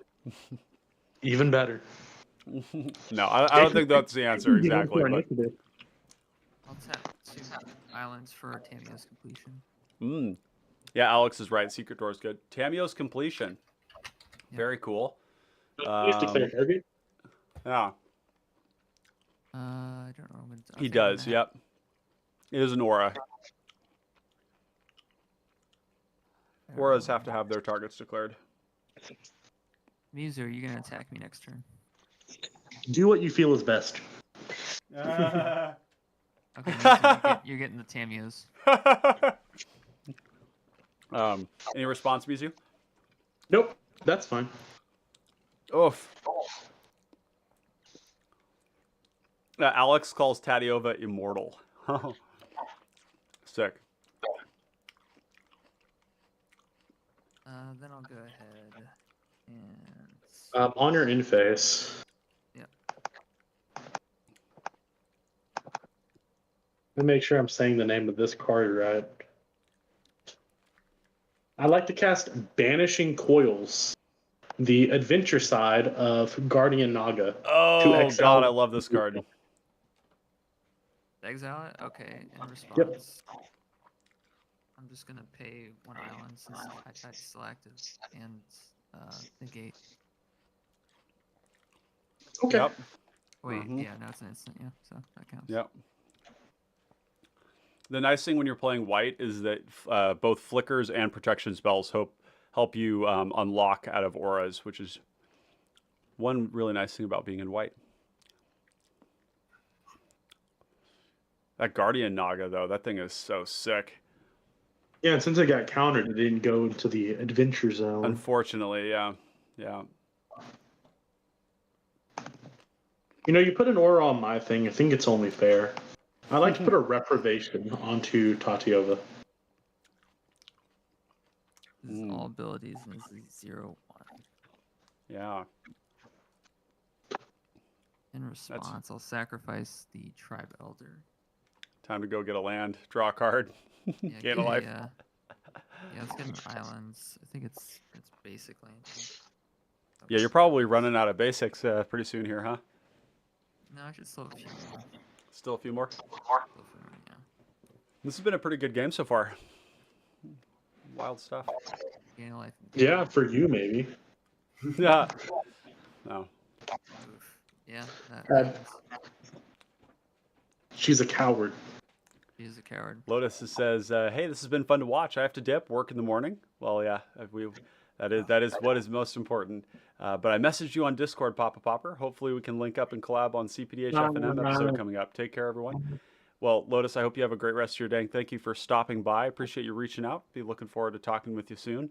And I hope you have a great rest of your day. I think you said morning earlier, so maybe you're in a different time zone. But yeah, I hope you have a good one. We'll catch you on the flip side. I'm just going to pass the turn. Okay, my turn then. I will untap, upkeep, as well as draw. Oh my god, my lands are all... I wonder, Mizu, if you'd find the Hammers of Moradin. You've played that too, right? Draw off I have turn. not. Well, I think Lotad played that a lot. Yeah, yeah. Either Lotad or Brownie.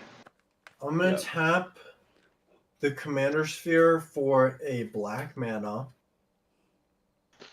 And then I'm going to sacrifice Commander Sphere Yep. to draw a card. How many cards do you have in hand? I have 3. I will be getting my 4th from Commander Sphere. Mm-hmm.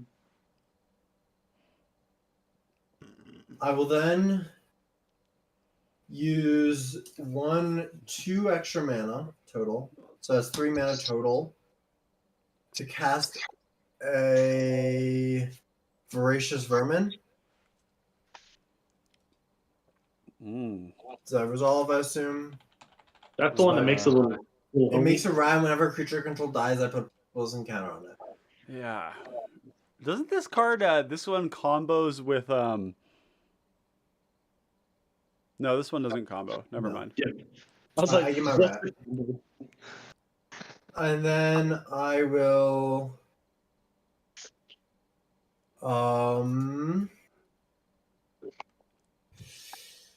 go to combat. Yeah. I'll attack Ryan. I'll just attack you for 3. Oh, he wants the initiative. He does.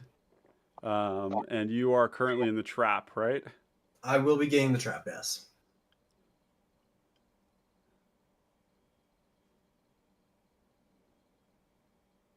Okay.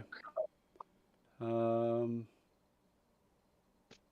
the trap. That is almost certainly going at me. At what? I don't know, If is you it? let this go through. Oh, you've already got the and- trap. Yeah, so it'd be No, you drawing no, a card, I have right? not gotten the trap yet. No. Yeah, he's Oh. on trap. I will be getting the trap if I deal damage to you. But if you let this go through and won't attack me on your turn, the trap won't go at you. How about that? That doesn't seem fair at all, to be honest. Yeah, that's right. It doesn't. I don't think. I'm just offering it in case you want it. Yeah. There's also this this part of me that just says I'll just block. I'm gonna do that. Then block them. Yeah, I'm gonna Kelp, block. you blocked. Yeah. Kelp, you got dies. He did. You get the Second abyss. main phase. I'll tap a red mana to cast a Skirk Prospector. Okay. I'll then play my land for turn. It'll be a swamp. I'll pass to you. Okay. So we're going back into the forge, huh? All right, Seems so we're that gonna way. untap. Yeah, we'll just make them big and beefy. That's how we like them. And we'll draw for turn. Gonna play this swamp right here. Look at all these vast tracts of land we have here. I mean, this is a casual turn 11 game. Yep. just like the Spooter like it.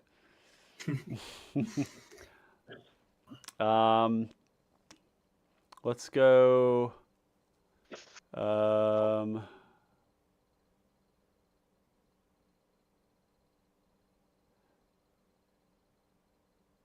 let's go ahead and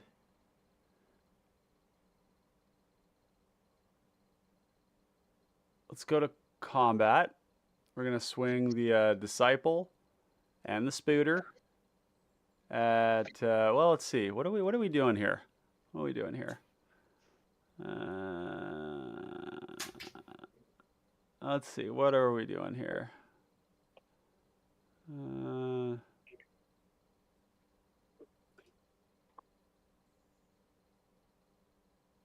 Yeah, we'll do the oh no. Oh, okay, good you're back. And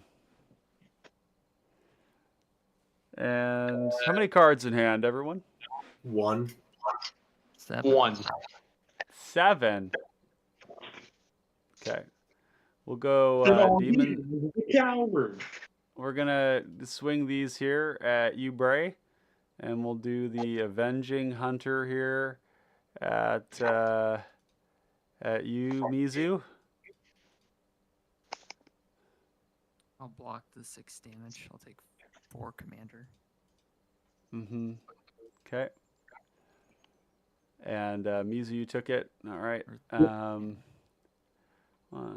2, 3, 4, 5. Then let's go.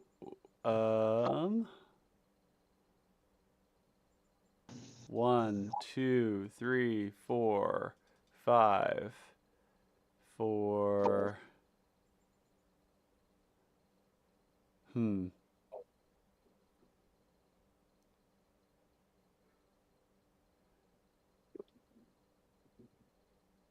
Let's see. Gary.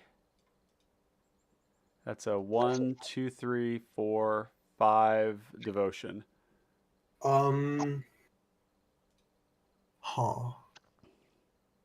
Yep. Is sadly not lethal. Oh well, actually, yeah. So yeah, does yeah. So how much damage? Well, so it's on the stack. Yeah, yeah. Sorry, I was skipping steps. Yeah. I have Gary. no And Bray, did you have any responses? No response here. Okay. And Kelp, do you have any response? No response from me. Okay, so it will. Let's see. I will. Let's see. 1, 2, 3, 4, 5, 6, 7. Wait, so we take the damage So right now? no, there's a trigger when it with the ETB, and I'm gonna pay 1, 2, 3, and I'm gonna return the persistent specimen. Yeah. So you're just gonna kill me. Alright, I die. So we So that it have will be 1, 2, 3, 4, 5, 6. Okay. And then I will gain 18 Yeah. up to 36. And then I will pay 1 for Clay Revenant. Oh, I need to uptick this here. Okay. 1, 2, Enters 3 tapped. mana. Yeah, it does. Sadly. And then I think we're just gonna go 1 to crack this, cast Kodama's Reach. Okay. And then here's the Clay Revenant there.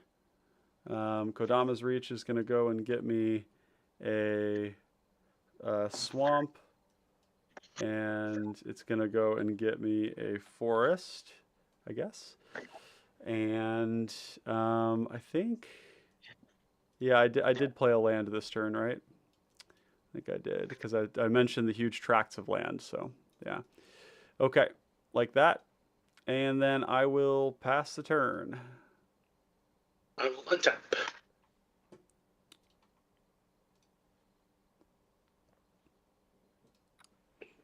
Wait, so the enchantment is now gone on the Yes. Bastion Protector, right? Yeah.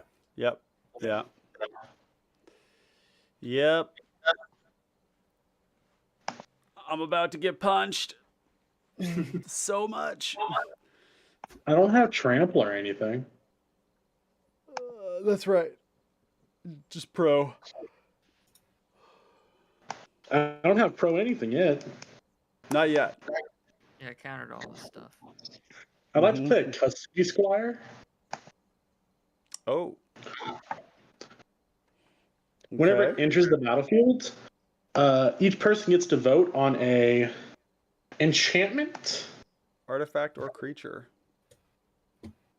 Whichever ones get the most vote or is tied for the most votes, I will put into my hand.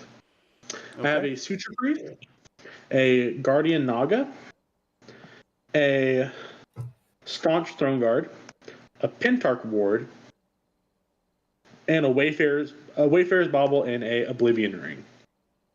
I'm going to vote for Pentarch Ward. Okay.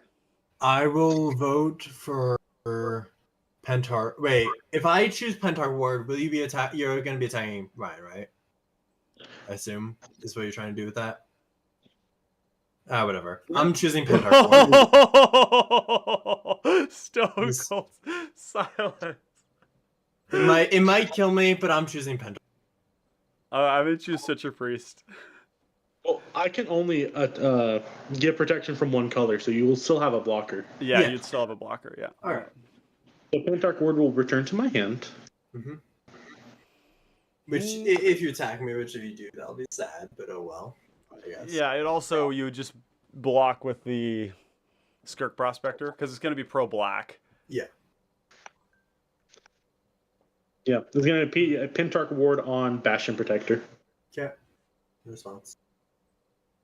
When it enters, I will choose black, and I will draw a card. Yep. I'm going to go to combat. Mm-hmm. I'm going to attack Ryan for 5.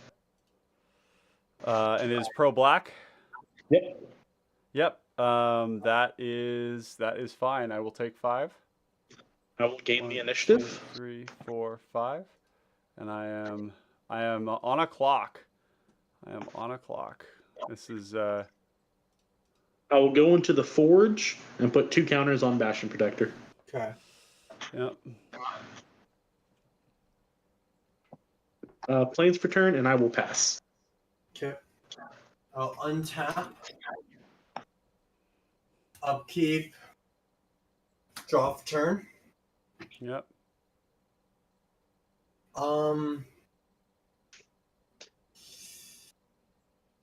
So. Okay.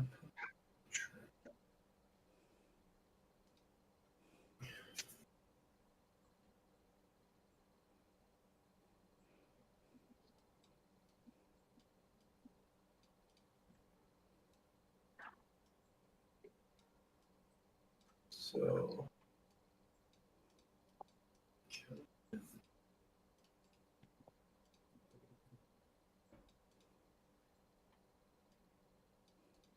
One. Actually, I'll go to combat. Mm-hmm. I'm going. Actually. Hmm.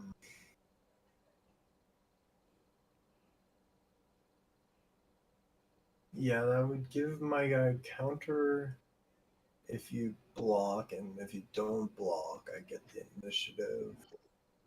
I'll attack you, Mizu, with a 1-1. With a 1-1. That's Get it. him. Give him a counter. Okay. So my guy dies, my rat dies, and I get a counter on the vermin. Why does he die? Because Oh, you- yeah. you blocked. Blocked. Yep. Mm-hmm. yeah. That's then, what me and his household support our growing boys. Yeah, our growing I'll then growing tap vermin. 1 2 mana It's not the fact in that my my second main profile- phase to cast a blood aspirant. Oh, yo, that's me. Yeah. It really do be me though. Yeah, And then look at I that. think I just have to pass. Okay, blood aspirant, huh? All right, so I do not have the initiative, actually. That is the truth. I will draw for turn, playing out this swamp. Cards in hand, Mizu. I have a single card. A single card, huh? Well, shucks darn, huh?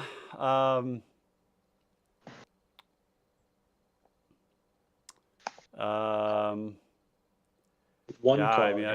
I mean, I need to punch you pretty hard this turn, because I'm dead if not. You Yep. know, the ye old being dead thing. Just So- leave your Avenging Hunter up to block, or your Clay Revenant. Yeah, the Clay Revenant is a good blocker here for sure. That's actually like the subtly like awesome part about Clay Revenant for protection purposes. I will attack with these things at you, Mizu. I think that's 6. What is this? 13, 17. I probably need to push a little bit more. But I'll just maybe we'll do a little more. Yeah, we'll do that. This right here. Proceed to blocks. Okay. 7, that's 11, plus 6, that's 17. Yep. 18, We got 19. 10, 17, 19 here. I will block the Demon's Disciple and take Okay. 13. And take 13. Okay. All right. Taking 13. And then 1, 2, 3, 4, 5, 6, 7, 8, 9, 10, 11, 12, 13. 13 mana. So let's start with 13 with 7. Okay. So we're going to go 1, 2, 3, 4, 5, 6, 7 for Evankar's Justice. Let's see. Ooh, do I want to be careful about that? Ooh, do you have ways to gain life right now? If you do I die? No. Because I can just... Okay, You have yeah. enough to do it twice. Yeah, I have enough to do it twice. Yeah, so we'll do Evankar's I'm going to Justice. be 100% upfront with you. I have a creature in my hand that I cannot cast. Oh no. Yeah, well I was gonna cast a spell anyway, so all right. So yeah, we'll do this first one. Any responses there, Kelp?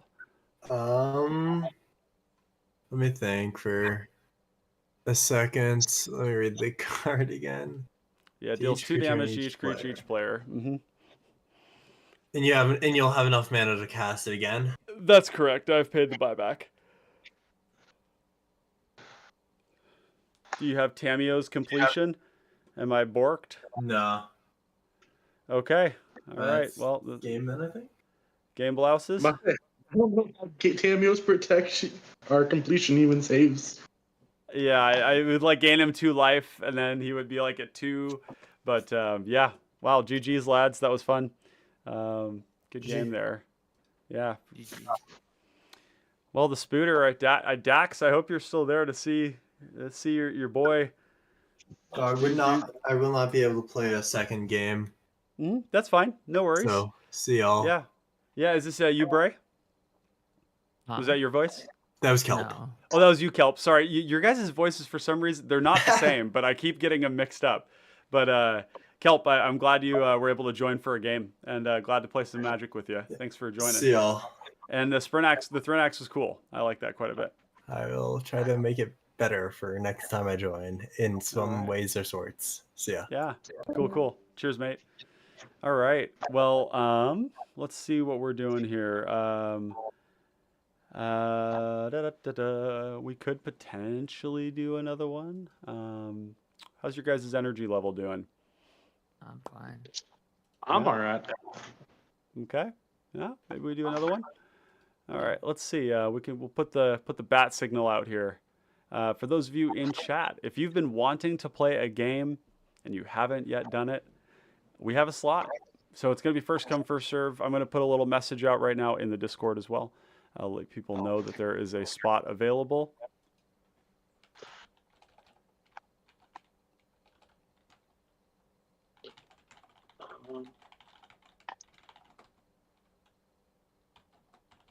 Is it low tech? It is low tech.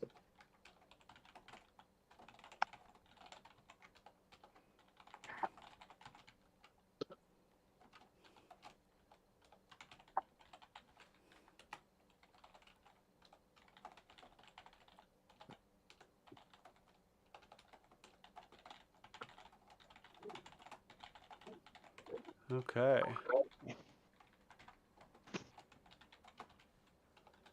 There we go. Fabulous. Okay. Well, while we're waiting for another person to come and join us, I do want to thank everybody who's joined us today for this live stream. I hope you're all having a great day out there, and I hope that you're enjoying the cPDH content today. Just want to give you a quick reminder that if you're enjoying this content and you want to support us being put in front of more people with the YouTube algorithm, you can do the free thing and like the video, leave us a comment if you've got any feedback for us, or if you just want to support the algorithm, make sure you're subscribed. And of course, if you'd like to take your support to the next level, Patreon is the place to be.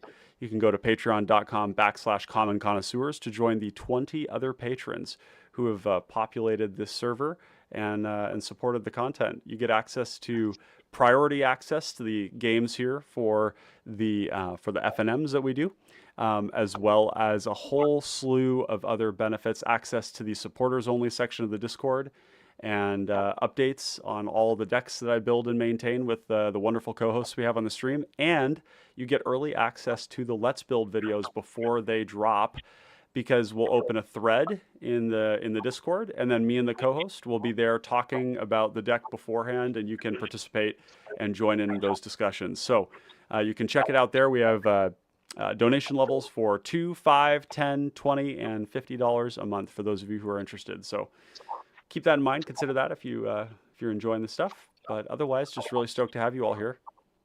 And with that, we're going to be looking to see if we can get another one. Grizzly says, I don't have a setup for spell table games at this time. No camera or microphone hooked up. When I finish Sicarian Infiltrator, I will be sure to set it up and give the deck some test runs. That is awesome. For those of you that don't know Sicarian Infiltrator, it's a pretty darn cool card. We'll bring it up on screen here. Infiltrator here. Sicarian Infiltrator is a Warhammer 40k card, and we'll talk a little bit about the lore around this card too, but it is an AdMech or Adeptus Mechanicus creature, 3 mana, 1/2 with flash and squad, which is replicate for creatures. And when it enters the battlefield, you draw a card. And it's a really interesting deck. You can do some really broken stuff with Ashnod's Altar to draw a lot of cards. And you can kind of like beef up your boys with cards like Sunken City. You can give them flying with... there's a blue card, it's 3 mana, gives all artifact creatures flying. All artifact creatures you control. And there's Sky Shaper, can do the same thing. So you just play like a mono blue control deck. You build up a lot of cards. There's combos involved. I can't exactly remember how they work, but it's a cool one. So let me know in chat if you're a 40k enjoyer just like me. Mizu, Bray, you guys 40K much? You guys do any of that? I've never touched it in my life. Mm-hmm. And Mizu? We may have lost Mizu there for a moment. Yeah, 40K is a great game. There's a really burgeoning section of YouTube where people just narrate like lore from the game, stories and things like that, and it's a pretty rich ecosystem of storytelling. So if you want to see a really good one, a really premium channel for this kind of stuff, I recommend checking out Oculus Imperia. I'll put this down here in the chat. And the cool thing about Oculus Imperia is that he's basically cosplaying with a character in the story. And the story of 40K is that it's in the far distant future and everything is fucked. It's awful and everybody is dying. And humanity is kind of regressed back to a very like bad place. Bunch of religious fanatics and, you know, weird like mechanical human people. And so this is the faction of humans that are called the Adeptus Mechanicus, and they do and they basically do like body modification stuff, and they worship a machine god called the Omnissiah. And the cool thing about the channel Oculus Imperia is that the guy cosplays a character who is documenting the history of the universe according to humanity, and I won't spoil too much, but it's very good. So. Grizzly says, you didn't give me all those ideas when you gave me the commander, Ryan. Oh, yeah, I think I did. I think I mentioned Ashnod's Altar. But there's a lot of cool stuff you can do. Perilous Research is another good way to draw cards. All the bargain stuff gets better because you're making tokens. So and then all the good artifact synergies. You know, you get, it's a human, it's a soldier, so you can turn on of one mind type stuff. Who do we have here? What's up? Alex, what's up, dude? How you doing, man? I'm doing good. Can't complain. Yeah, man. Yeah, congratulations. We got the boy himself here. The boy who became a man, who became a daddy. As a model, it's a moment. It is a moment. Yeah. Hell yeah, man. How you feeling? What are the emotions? Well, excited, scared, all at the same time, you know. We were pregnant once and we ended up losing it, but we're already past the point where we were this time, so we're ahead. That's fabulous to hear that you're still trying and that you got a kiddo on the way. That's really exciting. So I'm really happy for you and your partner. Hey, I appreciate it. Let's see. Let me check real quick here. With your partner's name is Angela. That's right. Angela. So Yep. Shout out Angela. Thanks for keeping the human species alive.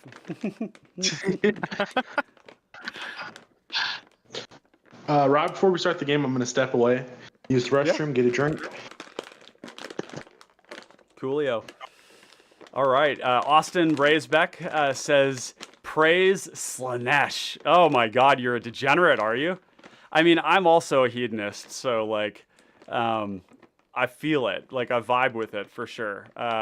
Slanesh, for those of you watching and not familiar with Warhammer 40K, is one of the chaos gods, which are the embodiment of embodiment of sentient emotions. So all the emotions of the world, of the universe, coalesce into entities that exist in a secondary dimension that's kind of like floating right beneath the surface, called the warp.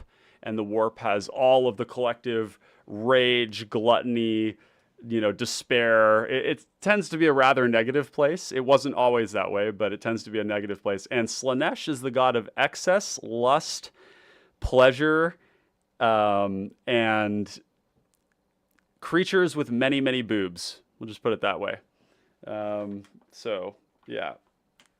We've got Neil. Welcome to the chat, my friend. Good to see you here.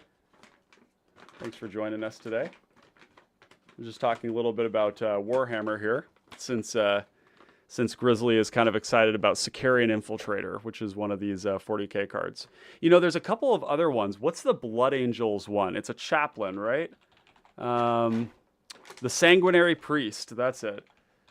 let's take a look at this one, Sanguinary Priest. This is a cool card. It's kind of like a Mayhem Devil a little bit. It's a 4-mana 2/4 lifelink, Astartes Cleric, and Astartes is for the Space Marines. They're the superhuman warriors of the Imperium of Man. And this is of a particular chapter of Space Marines, which are organized into chapters, and each one is rather different. And the Blood Angels are kind of like tragic, heroic vampires, but they're good guys, kind of, sort of. They do occasionally drink the blood of their enemies. And I very much want to build a deck around this. If I build I can't build it casually, though. I just don't know if it's good enough for cPDH. Maybe it is. Whenever another creature you control dies, I'm not sure what we do with this. Have to be like a hard black aristocrats deck. We have a lot of tools for it, I guess. But yeah, Neil, I'm glad you're enjoying the 40k lore. I will say you're not going to meet a ton of people out there who know as much about 40k as I do. It's the other thing that lives rent-free in my head, not other than Magic. So it's a really, really good story. If you want to read it, there is not a single... I don't think there's a single series on Earth that is as long as 40k. 40k has like hundreds of books, and they're really quite interesting. And it's a sandbox universe, so pretty cool stuff. All right, we've got our fourth player here. No need to dally.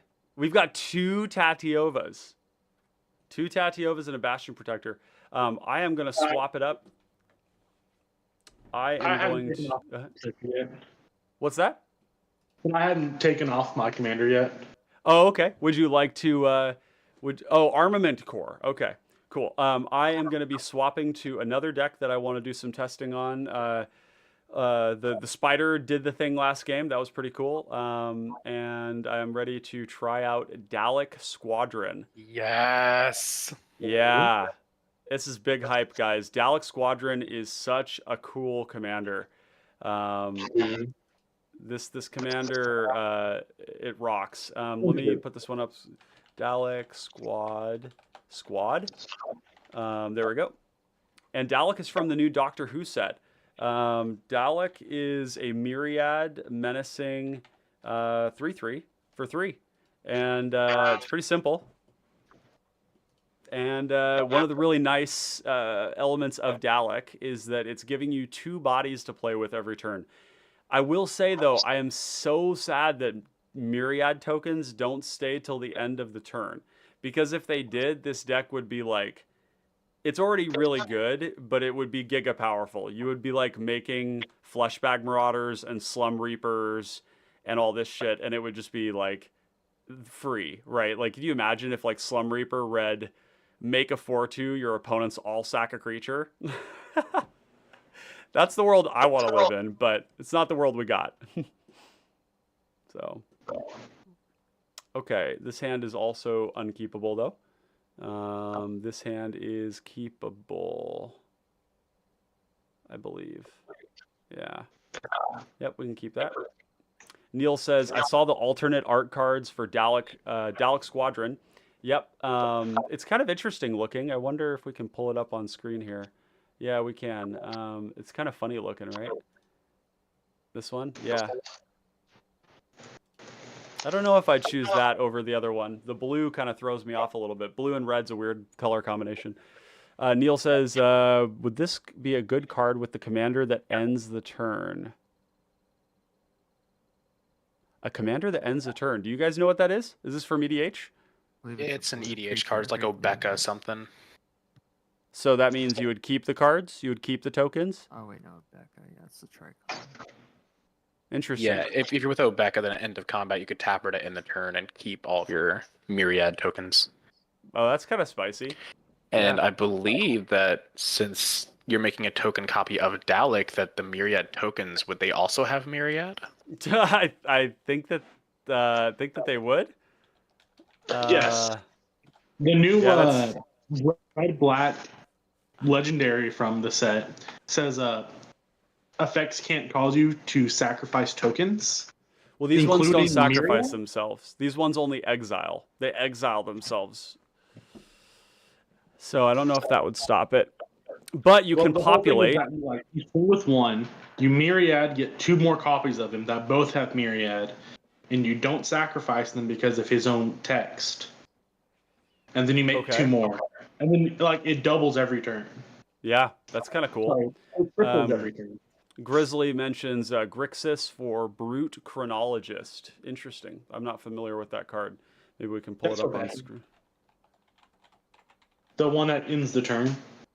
Oh, I see. Got it. Okay, cool. The player whose turn it is.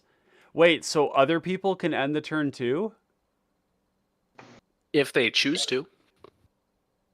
What the hell? This is so chaotic. This is like heavy Grixis energy here. I'm not gonna lie. Like, you can't end someone else's turn unless they say you can. But say someone's trying to blow up their thing, you could ask them if they want to just end the turn, and they could just say yeah, and then they do. Whoa. That's bizarre. That's a weird one. One of the other things I wanted to mention about Dalek Squadron that is a bummer too, and Dalek is perfectly reasonable. This commander is still good. It's like aggressive. It feeds all these amazing black draw effects. It's just generically good. But the other bummer is that we don't have any black populate cards. Other colors have populate cards. We don't. So there's no way to increase the number of Daleks, unfortunately. So, anyways. Cool. Okay. Well, shall we? Looks like we're randomized. Shall we get started? Sure. Yeah. All right. And we're all good. Cool. Play an island for turn. Pay 1 for relic. Ooh. 2 life for Jataxian probe. I will look at my own hand and draw a card. Uh-huh. I'll pass. Cool. I'm gonna draw for turn. Forest. Drop down a Sky Shroud Ranger. And that'll hit my turn. Oh boy. Wow. Okay. Now I'm gonna draw for turn. Changeling Outcast, and we'll pass the turn. I will draw.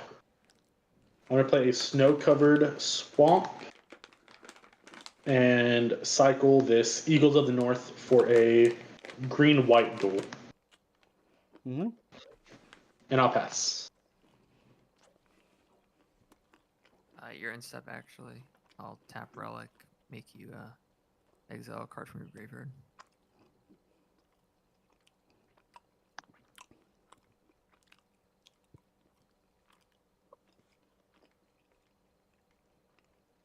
I'll place a Rhymewood Falls, and I'll pass. Oh, untap draw. Island. Scaled Herbalist. Oh my god. Oh, lordy. Tap for Island. Pass. There's great fear in my dojo. I don't even know who to hit. Bacon, I'll hit you for 1, buddy. I'll take the 1. Mm-hmm. Jesus. Basilica Screecher. And we'll pass. I'm going to play I feel like I need... Radiant Grove and pass. I really needed the part of my deck that had the Dark Ritual in it. I really needed the non-turn 1 Relic of Progenitus. No. I don't know. Yeah, I it's kind of think brutal. it's a really good card to have, especially in a graveyard-centric pod. Mm-hmm. Yeah, I'm a graveyard mid-range deck. Yeah. Pay 2 mana for 3 visits. Getting a Forest Mhm. Brain onto battlefield. Yep.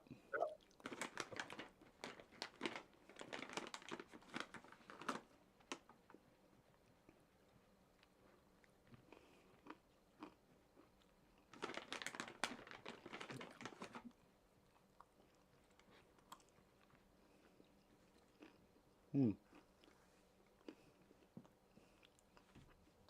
And from there, I will go ahead. I'll pass. Tap, draw. Gonna drop down an island. Then I'm gonna tap, put a Maestro's Theater into play. Gain a life. Search for an island.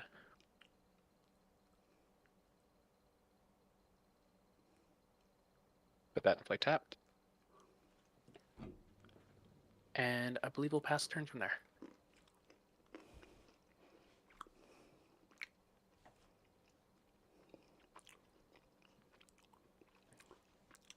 I get the strong feeling that I've already lost this game. I can't go off while the relic's in play. Cool. You guys can stare at each other while Mizu and I try to scrap something together. Yeah, so like just the way the Tatyova combo works with when Tatyova hits grave, he can in response crack and my Tatyova goes away. So I don't have it, but if I did have it, I wouldn't be able to do anything. Mm-hmm. And I'm just sitting here waiting so that I can, I don't know, cycle something. I think it is your turn though, Ryan. Yeah, Oh. it is. Oh, my bad. That's a really annoying land. Oh, that God does damn it. suck. All right, one more you, Alex, Ow. and then one more you, Alex. 2. I'll take it. Mm-hmm. 1 mana. I'm gonna cast this Executioner's Capsule. I'm gonna extort. Okay. I'll respond. 27. Everybody loses 1. I'll gain 3. I'll respond to the Executioner's Capsule. Yep. I'll negate. Oh, fuck. Yeah. I didn't. I could have cast it last turn when everybody was tapped down, but I got greedy. I wanted to get a creature out so that, I mean, because it just felt like I have no pressure. But okay, cool. Yeah, we'll pass the turn.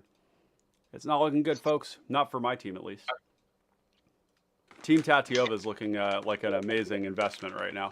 Well, it's looking great on my side, to be honest. Yeah, no, you guys are looking high and mighty right now. Tatyova team. I passed. At the end step, I'll make Popper exile a card from his graveyard. I like to mention I have 3 cycling creatures in my hand. Oh, Oh no. You're just trying not to tempt him to crack it, right? he won't ever crack it. They're my Not for good you. ones. I'll go ahead and I think I'm just cast going to turn Tatyova. 5 Army Core. The brutal thing is that he won't ever crack the relic for you, but the relic is still going to just eat things out of your yard, which sucks. Yeah. So if Tatyova is good, then I'll pass. Yep. Untap, draw. We're going. Oh, I should have done my end step. Poop. That's okay.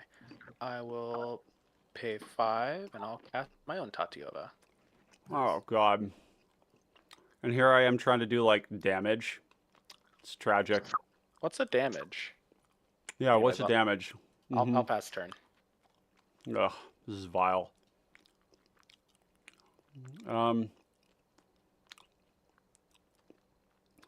Wow. I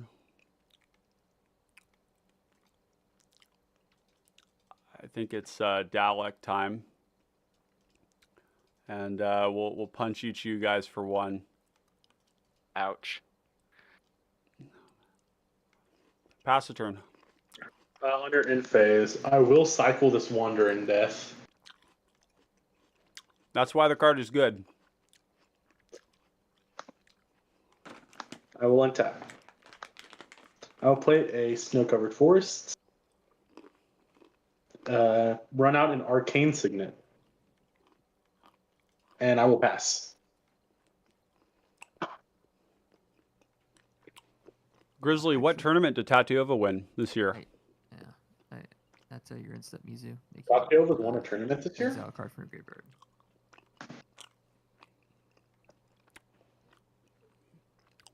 I don't know what tournament that is. All the tournaments that I've casted. Maybe it was one that I wasn't aware of. It's possible.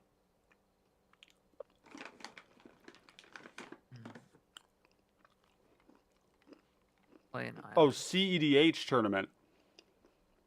You know, Oh, yeah, I did win a cEDH tournament like 2 weeks ago. Yeah, Got it. Toddy is good in every format. Yep.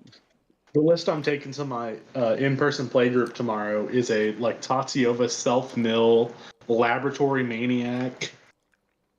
I don't even It's have to be so self-mill. It's just draw my deck.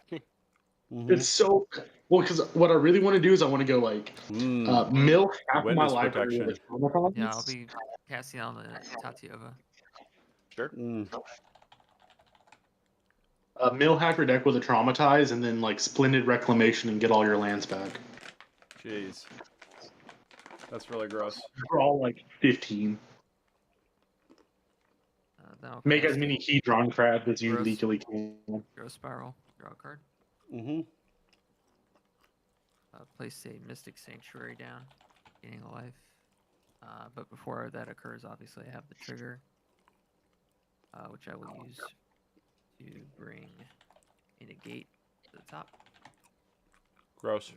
Gain a life, draw. And then from there, I'll go ahead, I'll pay 2 mana for a Merchant Scroll. Wow. This turn is so gross. Okay. I'll grab a... Where is it? I think I'm going to grab a High Tide. Then I will pass. Hey, untap, raw. My turn looking less fun now. It's alright. I'll play Terramorphic Expanse. Gonna crack it.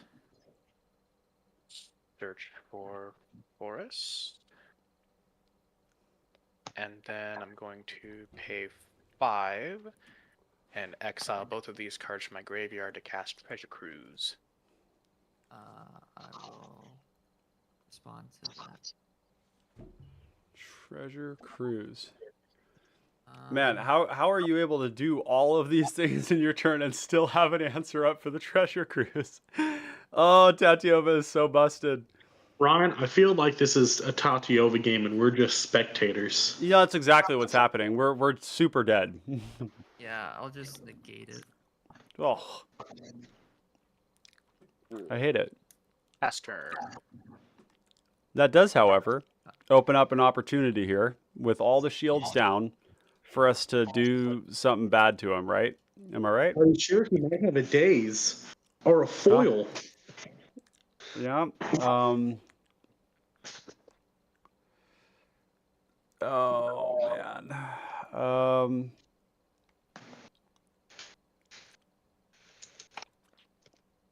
Huh.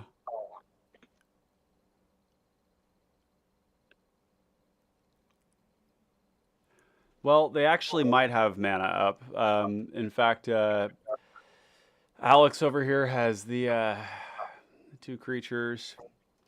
Well, only one of them he can use your turn. Yeah, I can't use Sky Shroud Ranger. Got it. 1. Well, let's see. Is this actually important right now? No, it's not. Ugh. This turn sucks. Okay, I will go to combat. And I'm going to swing the Dalek and the Screecher and the Outcast at you, Bray Boo. And we're gonna make some copies.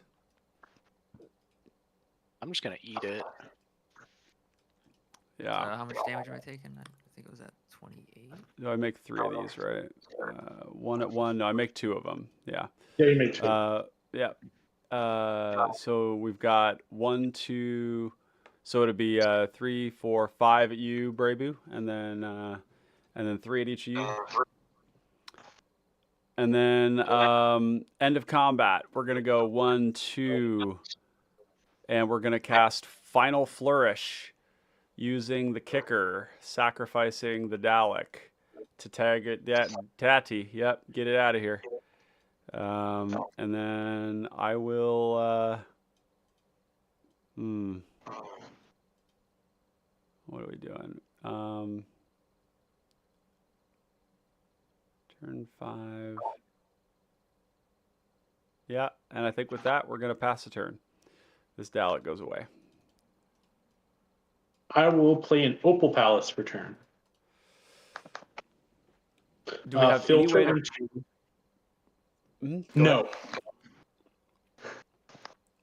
ahead. My hand is land and cyclers. So Armament just core, Armament Core.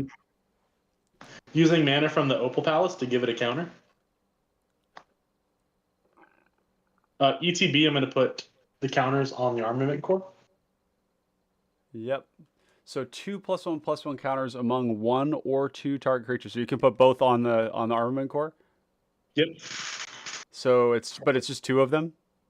Yes, and then the other one comes from the Opal Palace. Oh, got it. Very nice. Very nice. Oh, that's a good clock. I like that. Yep. Faster. And Grizzly says, do we have any way to punish land drops in PDH? No. No. We have ways to punish ETBs, death triggers, flickering, sacrificing. There's a lot of different ways to do that, but nothing for lands. I'll make a pop or exile a card from his graveyard. Yep. Okie dokie. Start. Looks like I'm never casting the Black Treasure Cruise. Get wrecked, me. That Gurmag Angler must look like crap. It would if it were in my deck. Duh. I'll cast a High Tide. Ew. Stop that. You're scaring the children. I good. Did he just say good? Good. A 7 mana for Tatyova. You're scaring the children. Good. Mm-hmm. Okay. Does he have it? No. I will No. pay 3 mana for Ghostly Flicker. Okay. Targeting. Mystic Sanctuary and an island. Yep. Just to be able to hold up. Yep. Yep. And it's going to go back to the top. Anybody have a Fairy Macabre once it's in the graveyard? Nope. Oh, right. No. Okay, cool. So it's going to go back on top and you'll draw it? Correct. So these two will come back in. I will gain 2 life. They'll come in untap. I'll draw 2. Yep. So I'll be able to make infinite mana. Or infinite blue mana at least. Until I can find a land here. So I'll just keep going through the process. Wait, hold on. Is this, what am I missing here? High Yes. Tide? High Tide Correct, gives the that's islands 4. 4 mana. Means he nets Yep. 1 blue every time. Yep, It's not correct. infinite. He gets a blue mana for every card in his deck. Correct. Correct. It's not infinite. It's just I just have Oh. to, and I haven't played a land yet for turn. So I'll be able to get Are we just force. dead? Mm-hmm. Probably. Yeah, mostly dead. So I will have a blue floating. I'll just Okay. put a counter there. Yeah, for that. Grizzly. There's no way to punish draw, so it's all gas all the time. Yep. Yeah, Tatyova rewards you for something that you already want to do, which is making land drops, and so it's quite resilient. Gaining life, draws a lot of cards, turns ramp into draw. Yeah, it's quite good. Tatyova's not been terribly popular lately, but it's not because it's bad. It's very, very good. It never was bad. It's just that people stopped playing it because there's not enough people in the format to play everything. So he's going to draw a It card. also has And, like that effect that I think Abdel really deals with, where you sit down at a table, you show that you're playing Tatyova, and everyone's like, yep. "Gotta stop you." Yeah. And that's the only thing though is that like there's 2 things going on. One thing, a lot of people feel squeamish about like focusing somebody because it doesn't feel good, and sometimes they complain, and there's like social elements to it that are a little hard. But Tatyova, Abdel, Gretchen, these combo decks, when they go off, nobody gets to make any decisions afterwards. So they are the natural target, and it's unlike cEDH, where in cEDH everybody plays combo, so there's really nobody to focus. Or something explosive. Everybody is doing something explosive in cEDH, but in There is cPDH, it's... someone that's in the cEDH. It's the What was that? Adnons player. You That could be. target the Adnons player. Yeah, I would and that's say the same. 3 out of 4 people are always the ad nos player. So Yeah, I mean, that's the tough thing. And so in cDH, like everybody is trying to proactively win as quickly as they can because that's kind of the incentives of the format. It's so broken, and the tutors are also efficient, and it's just a really strong format. In this format, there's room to move slower, and so mixes things up a little bit. But yeah. So the imperative is, and this is a tough one because there just wasn't really enough pressure to like even move fast enough on this, and this is happening through interaction too. But this should illustrate why the combo player is oftentimes the target for things. So Correct. I'll go ahead and use 2 of my 5 photo blue mana to cast a Kazmina's Transmutation on the Dalek. oh boy, yeah, that's bad. But I think that's the least of my problems, right? Yeah. probably I'm just gonna. I'll say have I feel like this should be a win this turn. it should be. I just got to draw my my stuff that I need. That's all I really need. Cast it again. Same process. Another colorless floating or blue floating.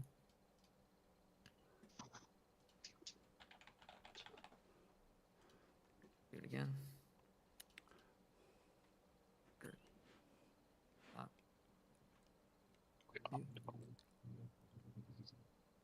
Life. There's really just not a whole lot to be done. So all you're looking for is a cap size, right, to start things off? I don't even have Well, it I on don't the think deck, I have so I have to look for something. No cap else. size. What's your win condition? Like Stream of Thought? No, I don't even have that. Secret Door?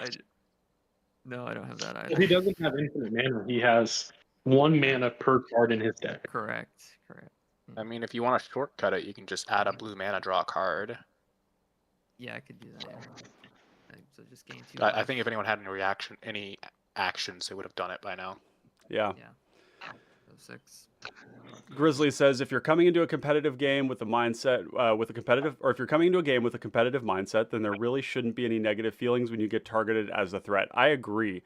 Now, I will point out though that when we're playing a social game, we have to keep in mind that the way that people act and the way that people engage doesn't always. It might seem rational to us, right? But or irrational to us, but it can look really different from the other side.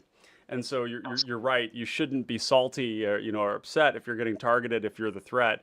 But a lot of people do.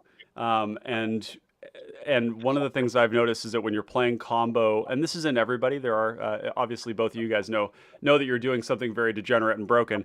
But there are a lot of people who rely on bullshitting the table into believing that they aren't the problem. And those present some really challenging social dynamics because they're pretending they aren't, and they're making a lot of noise about it. And in some ways, you kind of have to call them on their bullshit and just ignore it and just hit them anyways. Mid-range and control and aggro, if they do their thing, the game continues. They're not going to kill everybody all at once, all like right then and there. But with combo, it does, all the decisions end after that, right? They just, when they do their thing, it's over. So there's a game theory element to that you want to maximize your decisions. So, yeah. Hey I think Ryan, one of the things to I'm do a in problem. You should kill me. I don't have the ability to do that, my friend. I had a bit of a slow start. The most fun things to do in Commander in general is overplaying your threatness, like your threat. Come to the table and be like, yeah, I'm a combo deck. I'm going to go off really, really fast. And you're just playing a control shell. Oh, there you go. Yeah, you give them the fake out.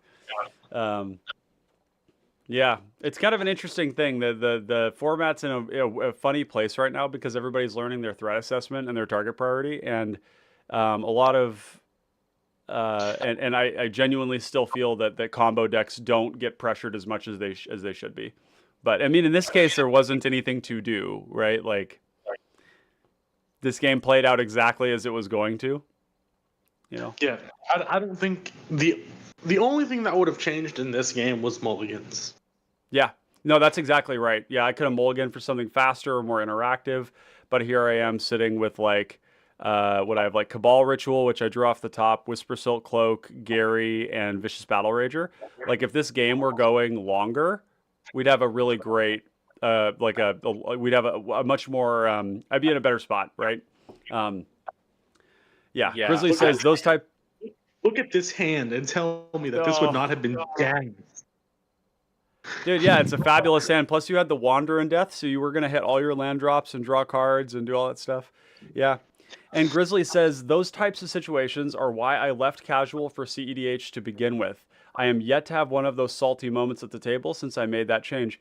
Yeah, like I've talked about this a fair bit, but like the saltiest experiences I've had have all been with casual. And I think that that is very interesting because there's a perception that casual is fun, competitive is spiky and unfun. But what's really unfun for me is bad deal making and people taking advantage of new players with like bad deals. And I see this happen a lot, where it's just like weird, nonsensical behavior. And I find that to be much more salt inducing than like me being the problem and getting hit. Like that feels normal. It feels like, yeah, I'm a problem, like hit me. Or maybe I'm not, right? And sometimes you get like weird target priority things where people like think you're the problem and you're not, and they mess up. But in those cases, it's like we don't have the same information, so we can like write that off. But I do feel like the rule 0 of competitive draws us towards more honest gameplay where people accept that they're powerful and threatening and they lean into it. And people are less upset about it, or should be. And I think that's I don't know, maybe that's a bit of a hot take, but I feel pretty strongly that like when you're in casual, there's a lot of problems with the mismatching of power levels.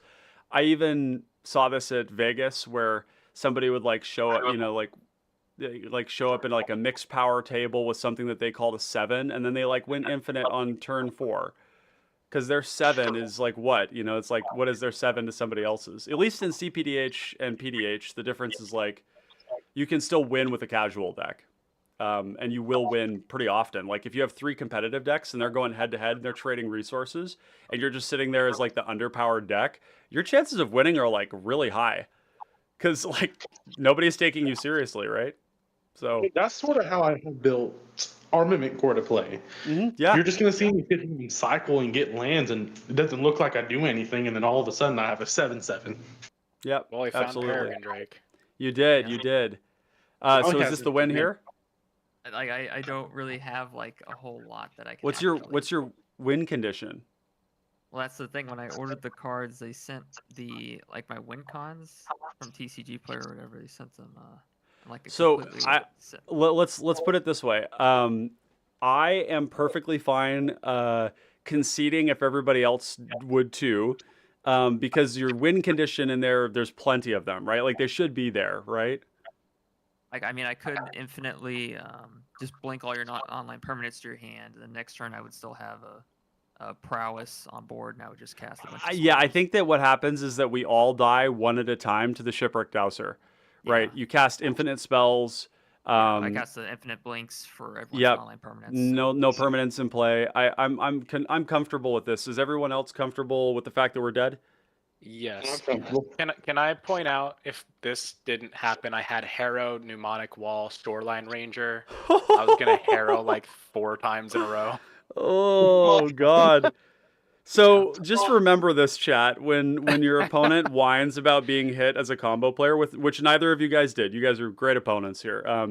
But just keep that in mind, that they're like, and especially nowadays, combo decks right now are incredibly greedy. And this is like, there are like Abdel decks out there with like 2 bounce spells, a fog, and like 2 counter spells. The deck is literally flickers and mana. It's like, and that's what their deck that's what they top deck, right? So that's why the pressure needs to be on them at all times, because yeah, they're super powerful. Even the 4-card combos that we have in cPDH, which are like kind of clunky and everything, they're very like quick to assemble, and the whole deck does it. So Austin also says, let's see, oh man, we got a bunch of comments here. Neil says, do some pods or groups ban combo decks for various reasons? I'm sure they do. I'm not in that environment. I'm in cPDH.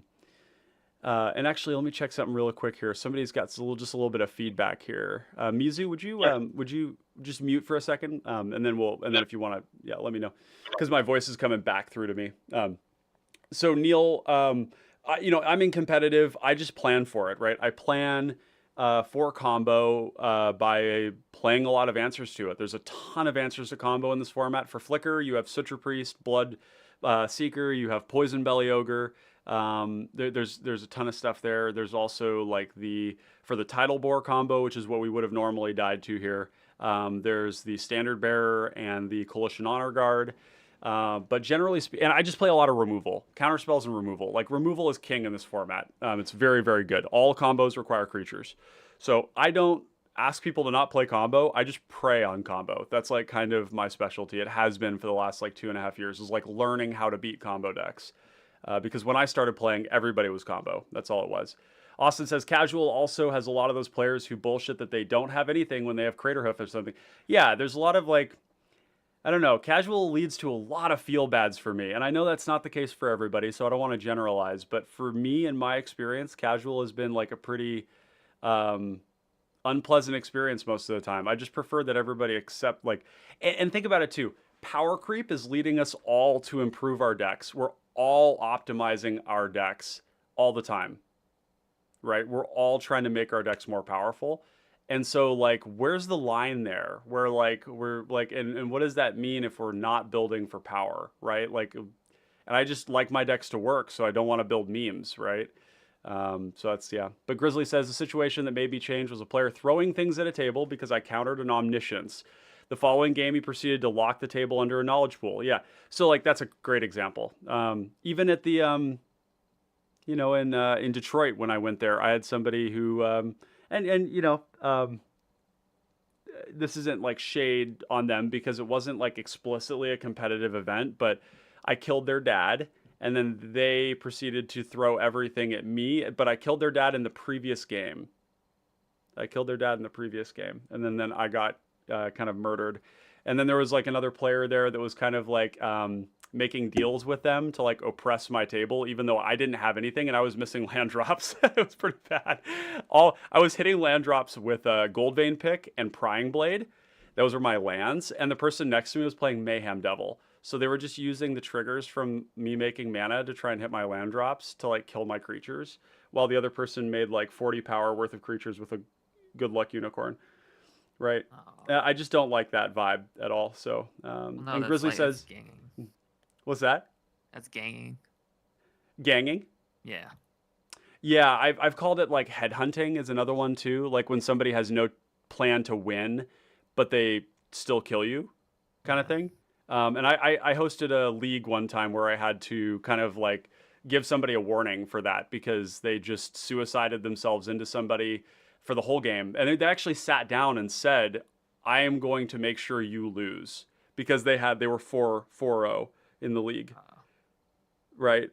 And so, there's stuff like that is pretty ugly. I just feel like it leads to a lot of ugliness and I just don't like that. So Grizzly says, and then it couldn't win the game through it. Yeah. And then Neil says, yeah, the group I play with recently has problems with power level too. And EDH is a hard place to judge power level, right? Like in EDH, you're almost like, it's tough. Whereas in like PDH, at least like if you sat down with like a PALS meta deck, you're just going to get ignored and you're going to get to do a lot of stuff, right? And you could still scrap together a win.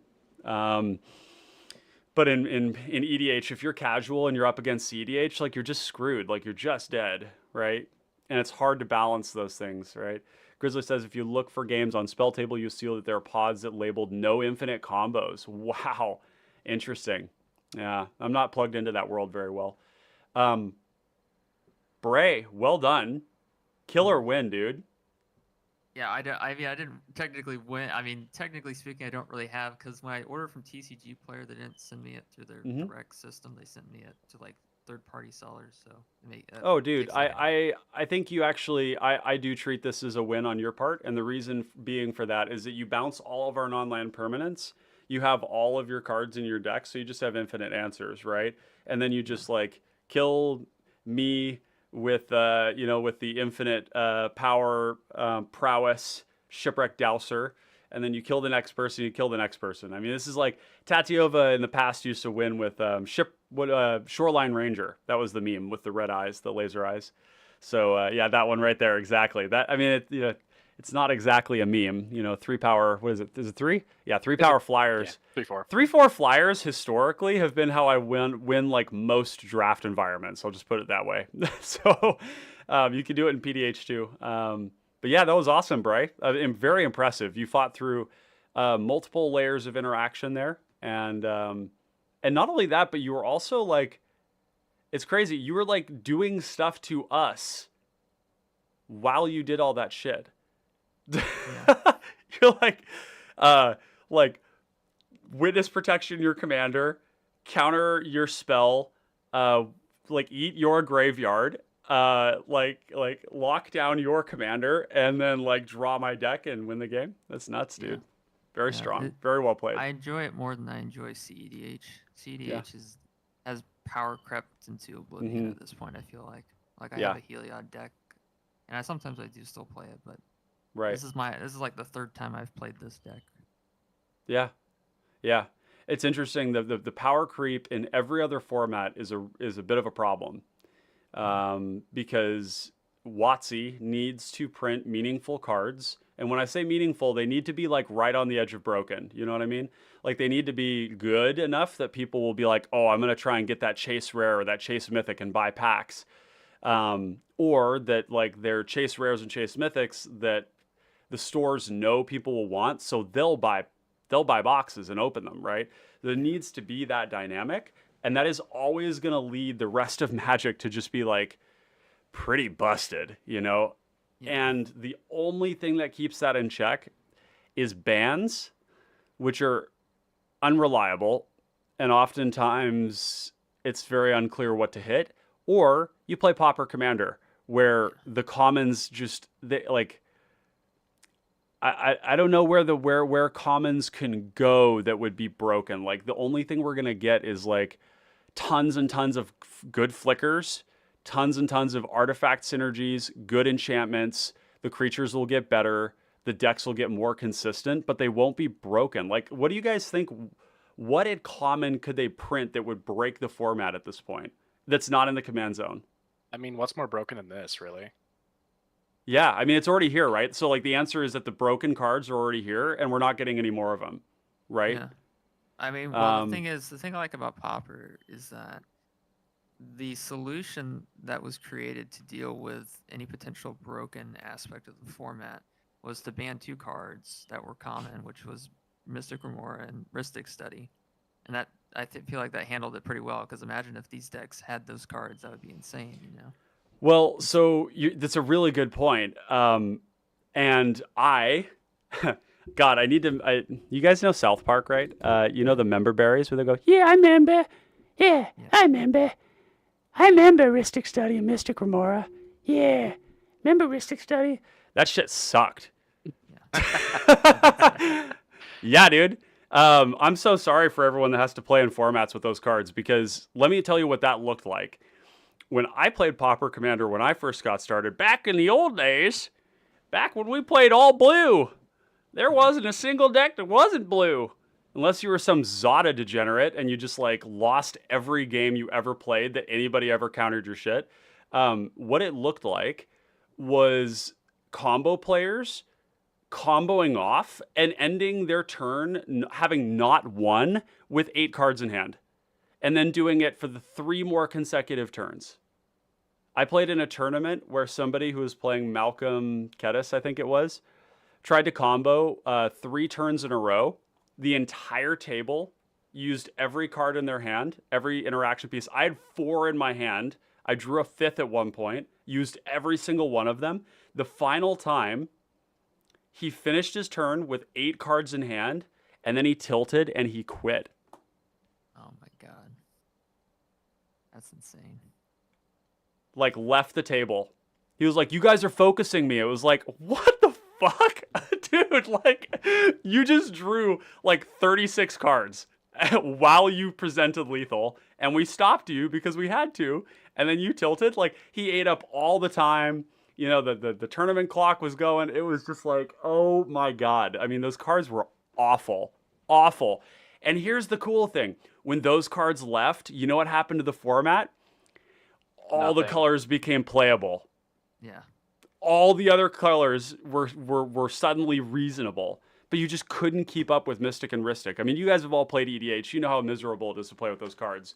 Yeah.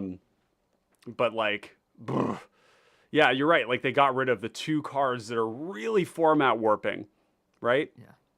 I mean, Pestilence, I guess, is like in context of this format is like really good, but it's also like 6 mana to use to kill things. It's a lot of mana. You know, 7 mana maybe. Yeah. Oubliette is maybe kind of one of those things, you know, where it's like the phasing does kind of broken, but it's not broken. It's one player who gets taken out of the game for a while, right? Yeah. Yeah, I mean, I don't if you look like. at it, a lot of the cards, like a lot of the deck lists for Pauper, EDH, or cPDH, so to speak. Like if you go to pdhrec.com, like you're not going to see that. Like you're going to see a lot of variety. If you go to like a cEDH deck list website or something like that, Yep.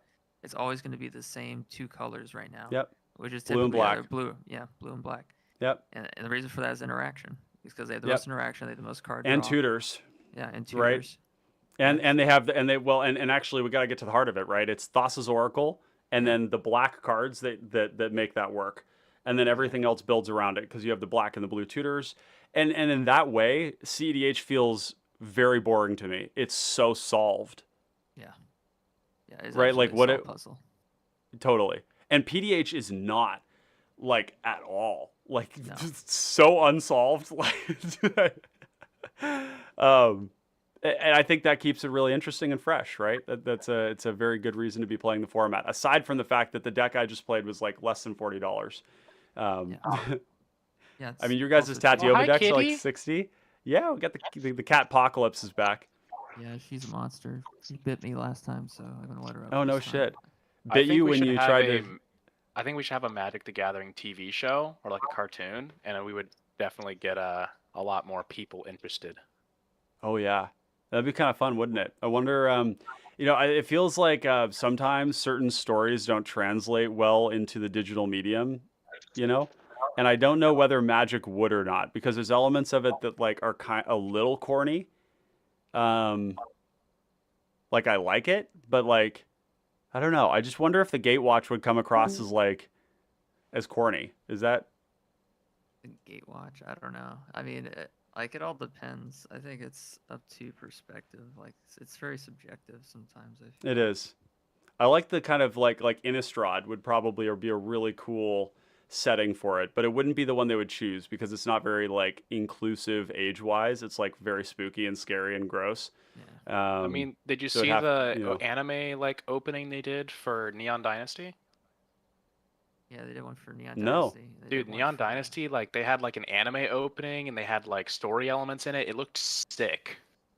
Okay. I mean, maybe I would be very happy to be wrong. Let me put it that way. I mean, if they could make something really good for Magic, that would be sweet. I mean, wow. I'll have to go check that anime out there. Let me link it to you. Hold on.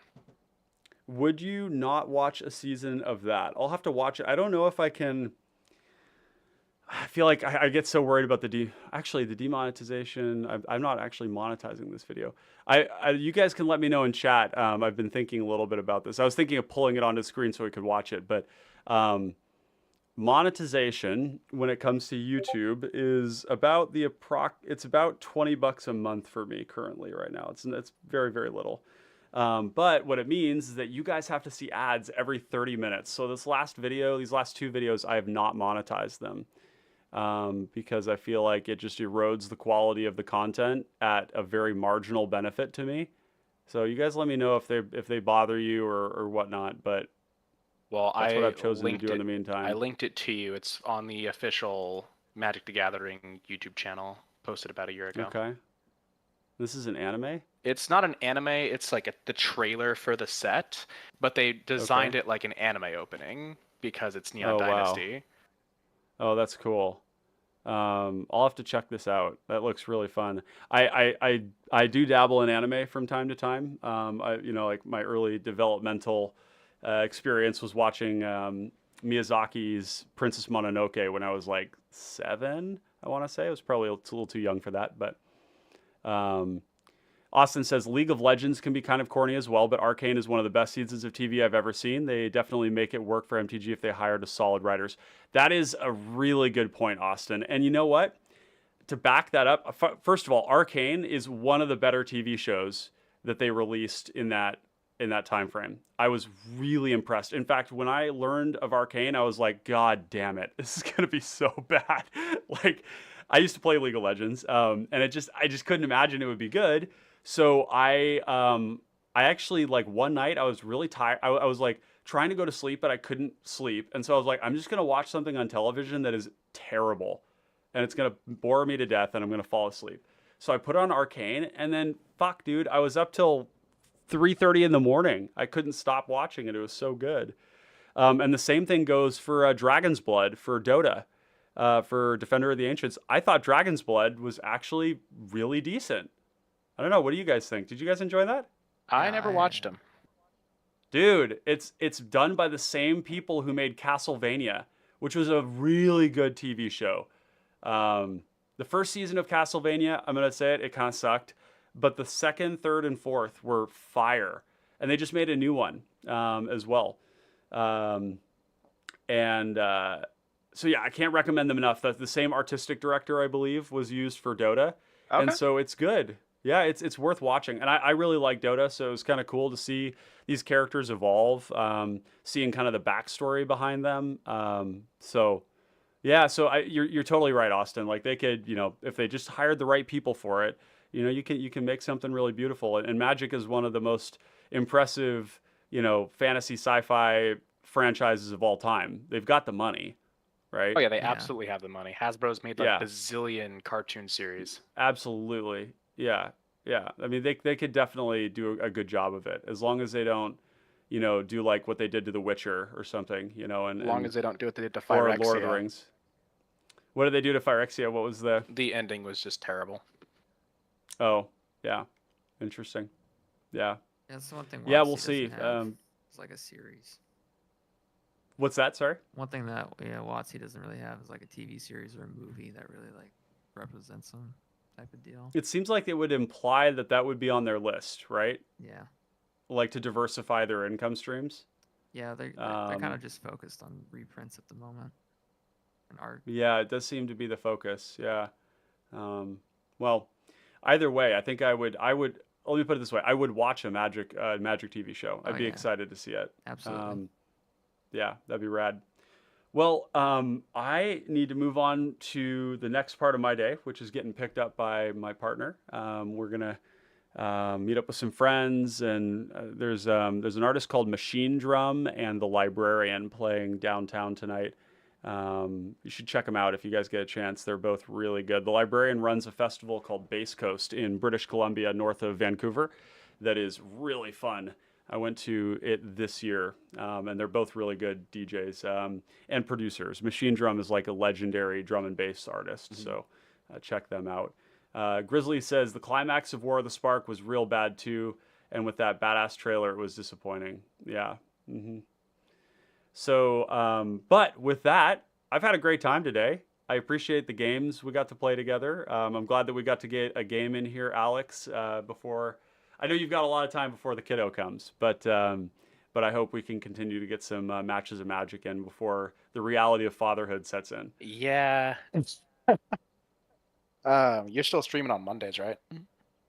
Yep. We do Monday Let's Builds and then the Friday FNMs. Okay. Fridays are difficult for me just because D&D campaigns and Friday Night Magic, that kind of stuff. But I will try to be in on Mondays. Cool, wonderful, and you can always hit up the LFG and see what's happening, and it's always a good place to get games. I mean, it's kind of crazy. We're about to push 650 people on Discord, which is a fucking huge number of people. Yeah, kind of crazy. What's I weird don't to understand me how that happened. is why like so many people are so stuck on cEDH and they're just not willing to branch out into cPDH at all, even though, in my opinion, it's a much more diverse format with better gameplay Yeah. mechanics. Yeah. Yeah. I think part of it is that they just haven't experienced it before. Yeah.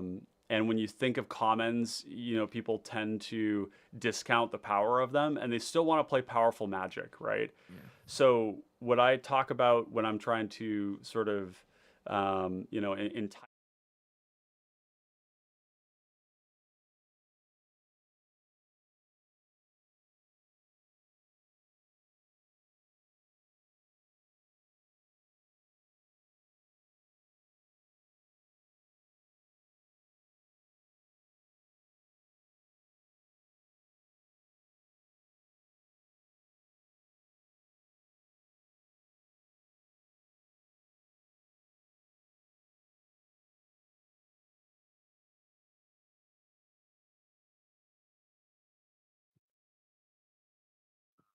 Yeah.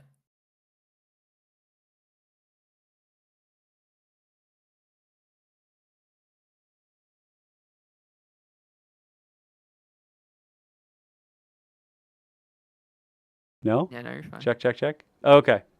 Huh, weird.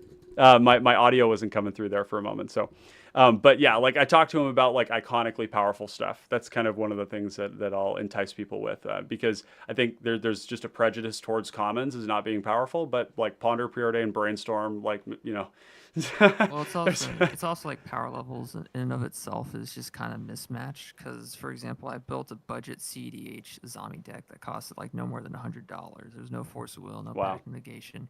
I brought it to an 8 power level group, and I won every Mhm. like the 3 times we played, and then everyone left saying I got to go to a lower power level, even though it was a power level 8, which is supposed to be considered pretty high.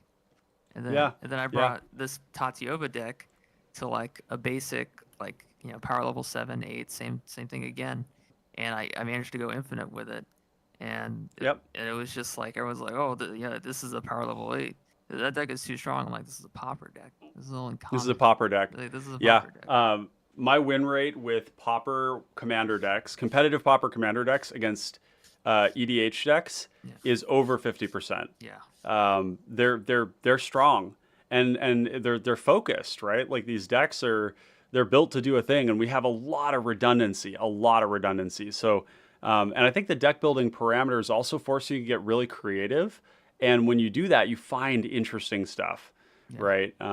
So there's a lot of promise in this format. Grizzly says, talking to several content creators about PDH lately, talked with Mons the other day to see if he would be interested. Yeah, Mons and I have done content before, actually. We did a video on his channel about the initiative, about Real Surreal, which is kind of one of the iconic initiative creatures. And yeah, he liked it. He's very impressed with the power level. I think, things look innocuous, but we have less life. We have, less commander damage. The average game in cPDH ends on turn 9, I think it is about the current data. Yeah. Whereas in cEDH, I've read that it's a 5-turn format with a standard deviation of 2.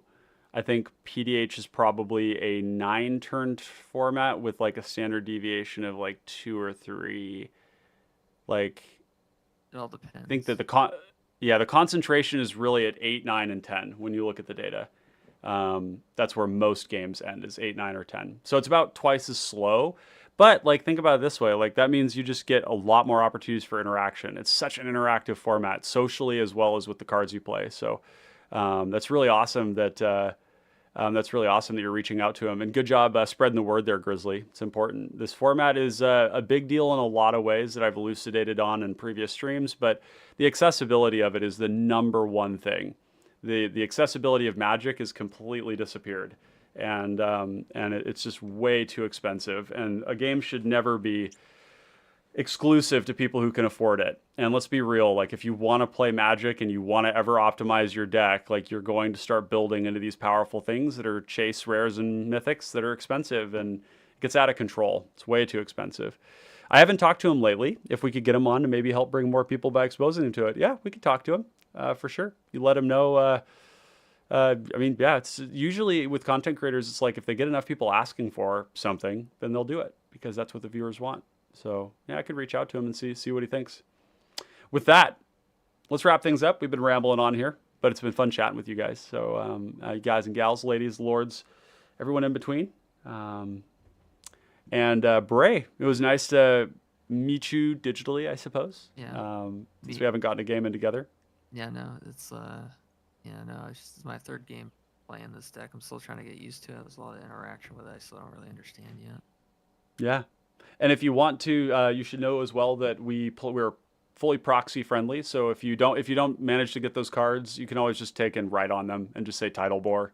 Yeah, no. Or whatever you they've want to already do. been ordered. They're supposed to be here, but it's going to take like an extra week or two just because TCG Yeah, players sent cool. them, not with their direct system, but with their third-party Got it. system. Cool.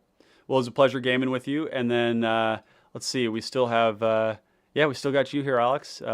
Great gaming with you, man. Yeah. And look forward to seeing you guys on Discord. For everybody who's watching, who's still here as we ramble along here, how many people we got? We got just a couple? Yeah, we got a couple people, a couple of stragglers left chilling with us here in chat. But for everybody who's still watching, thank you so much for being here. Just take a moment before you leave, do the little like, comment, subscribe thing if you haven't already. It's all really helpful for the algorithm. I've noticed a big pickup in the number of people who tell me they found the channel through the sidebar, and that means the YouTube algorithm is picking us up, which means that that's because people are commenting, liking, subscribing. Check out the Patreon if you want to help us out financially. And with that, Connoisseurs of Fine Common Cardboard, thank you so much for being here today. I hope you have a great evening or rest of your day wherever you are, and we'll catch you on the battlefield. Peace out, everyone.